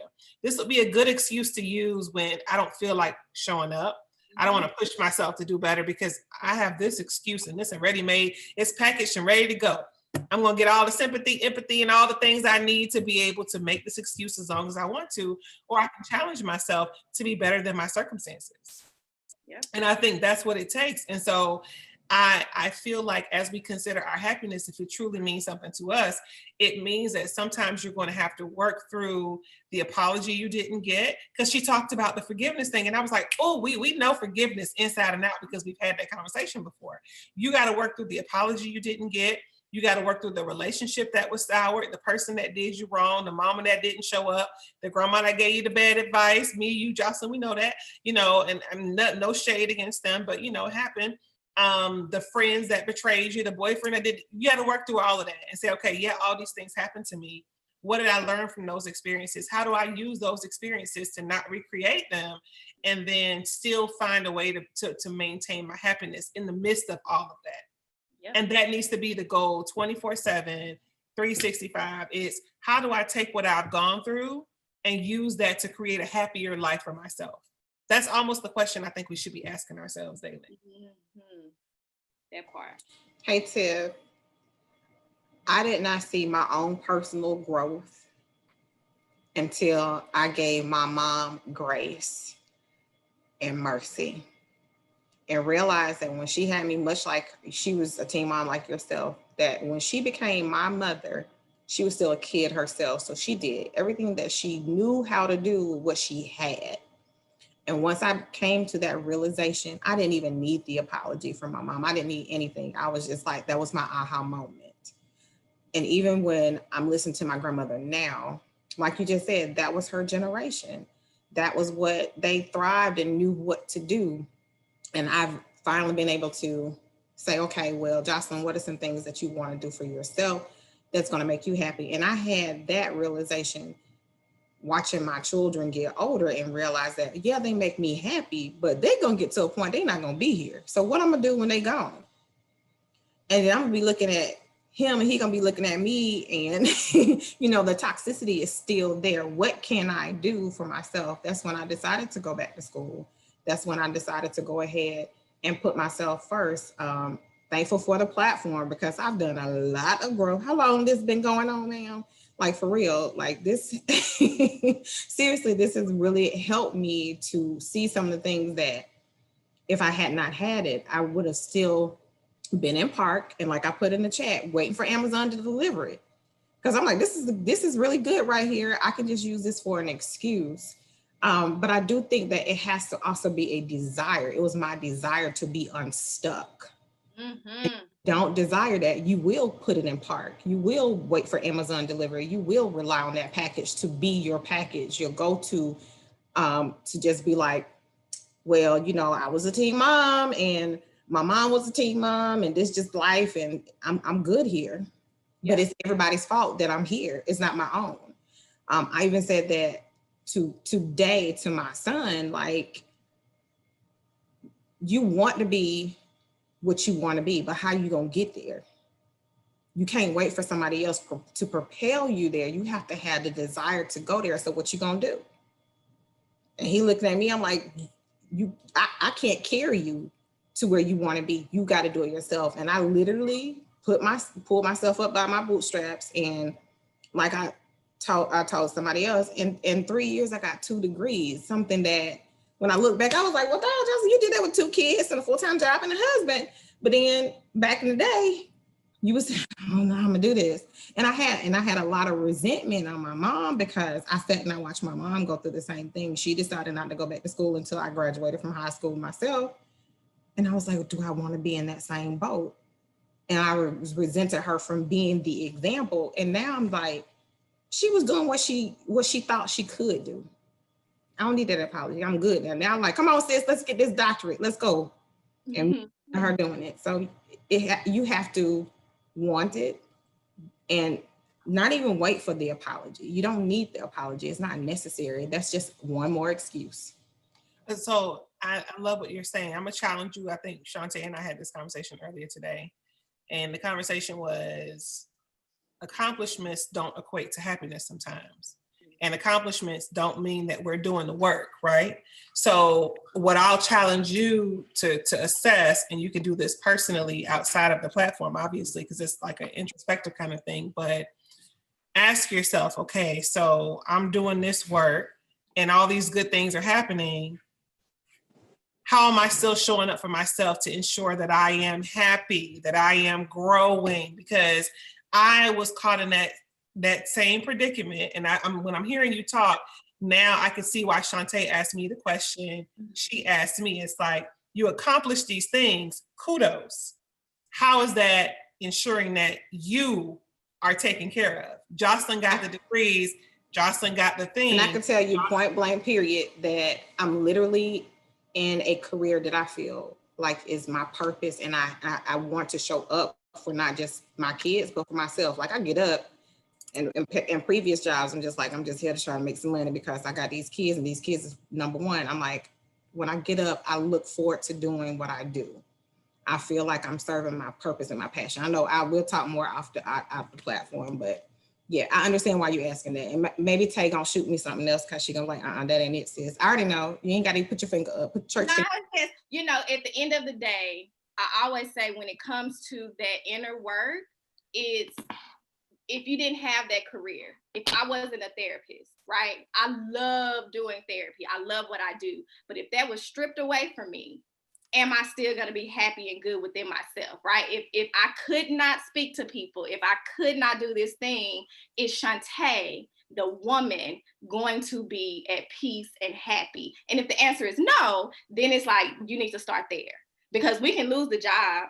I can lose my license and never be a therapist again, right? But does that mean that then I lose myself and I lose my identity and I lose all of that? And so it's just, we connect our profession to like, that's me. And it's like, well, no, sis, because your profession can be gone at any time. So I want you to make sure that we're not replacing the thing that we're coming out of into something else and still not fixing the thing on the inside. That's all I was gonna say. That's for everybody, not just for you, Jocelyn. But we also have Maria hand raised. I know she's been in a while. I apologize, Maria, but I was trying to get to you. Maria, what you got? Hello. There you go. I had a lot of notes on everything. So, but I did want to mention a couple of things that I was thinking about while the conversation was going about blaming others. That saying's like when you're pointing one finger, 3 are pointing back at you. And I always hated that saying when I first heard it, but it's very true. And sometimes we don't want to take responsibility for some of some of the actions, because we won't see them as our actions, even though they essentially are. And then, oh God, what was another one? There was another one that I wanted to say. There's just so much. I just, as soon as she got halfway through number one, I had to pause, grab a notepad, restart, and I just took notes on every single one because I felt like I was in the spotlight, like I was on trial, like she was talking to me about my 6 habits that I had to stop doing to be happier. I didn't think this was like, you know, a podcast for everybody. So it was just a lot. Number 4, I think, was probably a big one about not staying grounded in the present. And I know Tiffany mentioned this earlier about how much you think of the past, and that's considered regret, and versus how much you think of the future, which is anxiety. And let's face it, millennial women, especially millennials in general, they have said how like we have so much anxiety and more than any other generation. And I think that ties in probably with our regret in the past. Like, you know, if I made this mistake, like I got to make sure I don't make that mistake again, or, you know, what's going to happen, like the postponing life. I didn't do this yet, but I got to do it before, you know, this date. So they definitely tie together, and definitely all 6 points of hers definitely all tied together a little too well for my liking. But it's so true. And you just have to kind of start with one maybe and go from there. I think, you know, trying to do some self-care, start small in order for you to continue with it. Because I know she mentioned this about her doing the podcast, not necessarily stopping and going, but sometimes, you know, she wasn't very consecutive with it. And she said, you know, just pick it back up and keep going with it. You know, maybe she didn't record for like a week or something, then she would go back to it. So I've definitely done that in my past for sure. And it's just not giving up. And actually, I wanted to share this with you ladies because I got this little board, and this has been my saying for the week. Hello, beautiful, you can do it. And I had hello, beautiful at the beginning, and I definitely had a moment where I was like, oh, I can't do this. And then that made me put the you can do it on the board. So I'd look at it every day while I'm working or on my computer in general. And I wanted to share that with you ladies, because no matter what, we can do it. If we need to take a break, you know, take a breather, take a drink, whatever you need, but don't give up. That's for sure. I love it. I love it. Maureen, I saw your hand was up. I didn't see your hand was up. Has it been up? Yeah, it has. That's what I was going to say. Maureen is next. I apologize. I was trying to get to everybody. So that's why I like to do, I'm putting it back on the gallery view, because when I have the gallery view, I can see everybody's hands. When it's the one person, I can't see hands unless I scroll intentionally. Gotcha. Maureen, go for it. You are up. What I want to say is, first off, all the points, all 6 of them requires you to do an introspection of identifying where you are and holding yourself accountable. The other thing I wanted to say is along the lines of what Maria said in the beginning is taking blame for you taking the blame. Like, I remember when I had an ex-boyfriend who I thought was just, he was the worst, right? Well, when I was growing, God told me to call him and apologize. Imagine my face when I knew everything that he did. So what God told me as I was getting ready to talk to him was, you need to apologize to him. And I'm like, what? So he goes back, you know how God do when he talk to you, he check you really quickly. He said, the moments that I allowed you to be in his life, you were supposed to be that example. He said, remember when you got mad when he told you what's at the church? He said, you created the norm that you wasn't going to church anymore. So once you started going back to church, you created an insecurity in him that you created that. You created the opportunity for him to be like, well, this is this, because you made it norm not to go to church anymore. And I was like, but that ain't fair. Like, what kind of, like, you know, I'm like making all these excuses. And he said, and then I placed you in his life to be an example, and you gave up everything that I taught you. And I was like, dang. So here I am. Imagine having to get the courage to be like, you know, I got to be obedient because, you know, I don't want no spanking from God. And I tell him, you know, I apologize because I could have been the only example to be this, that God sent you. And instead of me doing what I was supposed to do, I conformed to what I thought you wanted versus what you needed. And so I say that to say, we have to own us. We have to own us. I am a strong advocate for marriage, even when I was a single woman. But I realized that your grace and my grace ain't the same. And it's okay because each of us have a sufficient amount. Ownership is very important. And that was the hardest pill to swallow, to apologize to somebody who I thought did me wrong, only to realize that that was an assignment that I messed up on, that God had to check me. Another thing that I love when you talked about forgiveness, sorry guys, Marcus is cooking and my sensitive thing. Marcus, you gonna fan it? Sorry guys. But what she said was forgiveness is not. Put that out and then we'll come back to you, okay? Go ahead, Tiff.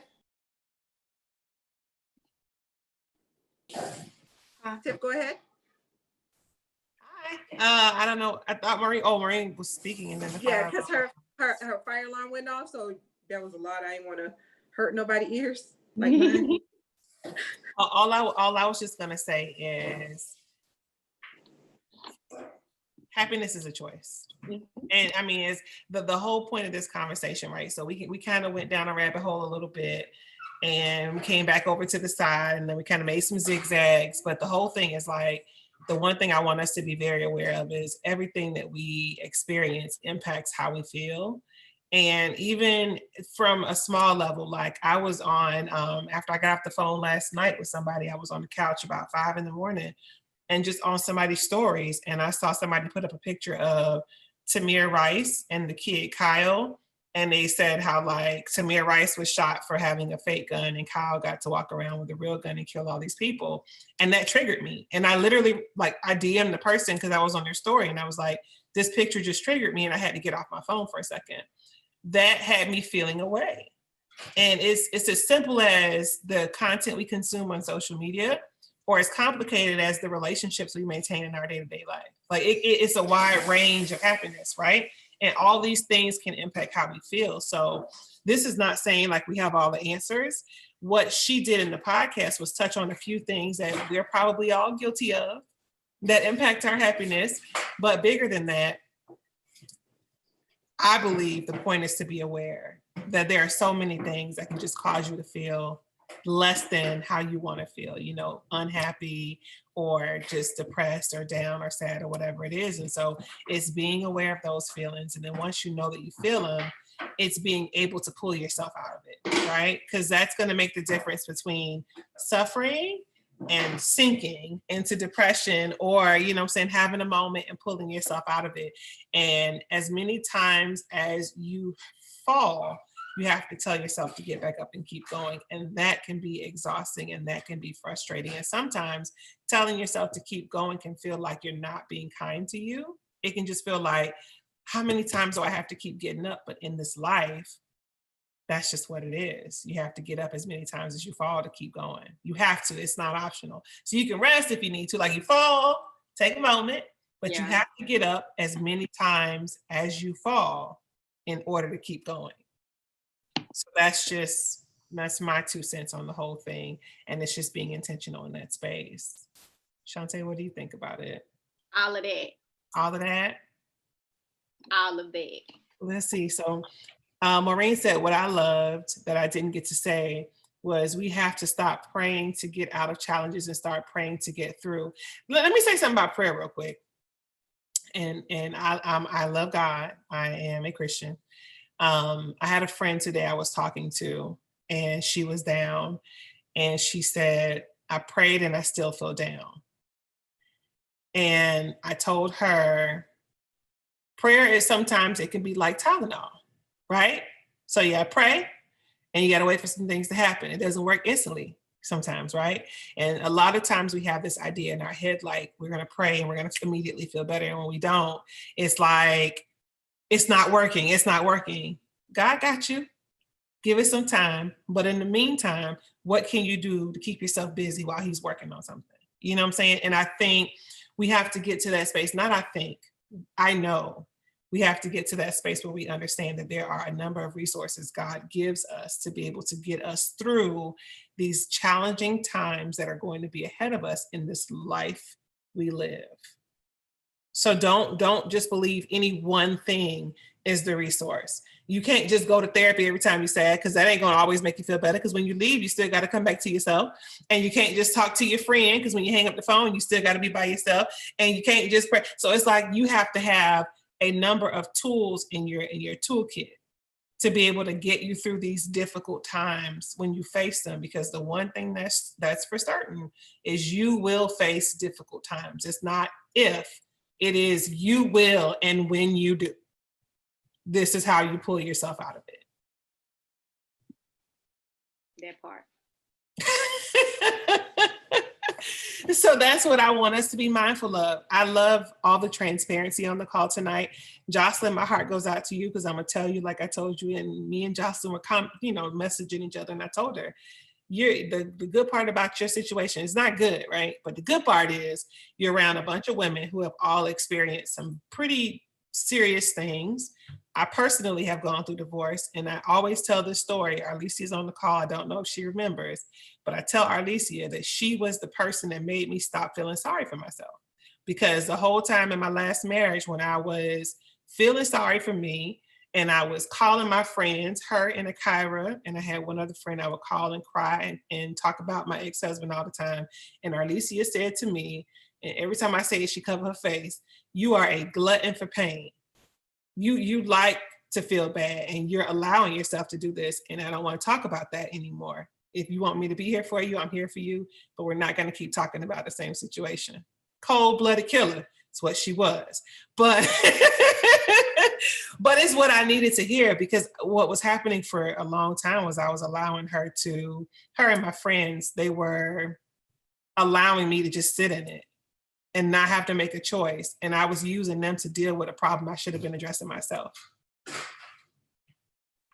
Can I just speak to The that? chat is that Tiffany pretty much said the same thing, Arlesia. So now I know where she got it from. She told me literally the same thing, but in a different format. That's why she over there laughing. But I said that to her. I had moved away from Florida. I was living in Texas. And I remember saying these things to her, but I've never known Tiffany to be a person that just would take crap from people. So to sit, on the sideline and watch my friend go through these experiences, it just really broke my heart. And I didn't know any other way to articulate that, but to tell her those words. And I apologize if that, made you feel bad, but I just, again, you were always the strong person. You always spoke up for yourself. So again, to witness you doing that, it just, I don't know, it didn't feel right in the moment. Being very clear, you don't ever have to apologize. You were supposed to say that to me. That was the thing I needed to hear to pull me out of it. Because Maureen watched me deal with it and tried to tell me to leave, and I didn't leave, and you did. And all my friends kept saying, "This fool is not for you." But sometimes we have our senses lowered and we feel defeated. And as women, sometimes we allow people to take our happiness. And so it's a matter of us making a decision to take it back. That's it. And absolutely. I can't blame him for my unhappiness. I let him do that. Yeah. So it's at 10:04. I didn't realize we were past 10 o'clock already. What a great conversation. I thank you all so much for your transparency. I thank you for allowing us to go there. And like I said, like we all said, I believe the goal is to be intentional about your happiness and choose you. It's okay if it's selfish, choose you. And be kind, but choose you. Period. Point to blank. Who? And the period. For those of you who are watching, thank you for watching. We will have, so what had happened was, which is a recap of this conversation. And I think because emotionally, I kind of feel like a lot has happened tonight. So emotionally, I have to kind of unpack how I feel and kind of put some things in boxes to be able to articulate my position. But Thursday we'll talk about this conversation. Also, what had happened was, and that's gonna be Thursday night at 9 p.m. because I have my life coaching certification before that. So it'll be 9 p.m. Eastern Standard Time, 8 p.m. for Shantae, and then yeah, we'll go from there, and we'll be back on our regular schedule now. So what happened was the next virtual connection will be 2 weeks from now, not this Friday coming, but the following Friday, which is my birthday weekend. So yeah. Oh shoot, it's my birthday weekend. Yeah, and Labor Day is next weekend, so make sure you guys enjoy your Labor weekend. It's the weekend. Oh, Labor Day weekend. Yes. Okay, all right. Well, thank you all so much for your input and for joining us tonight. Thank you guys. Good night, ladies. Thank you. Bye. Bye. I'm gonna end the live.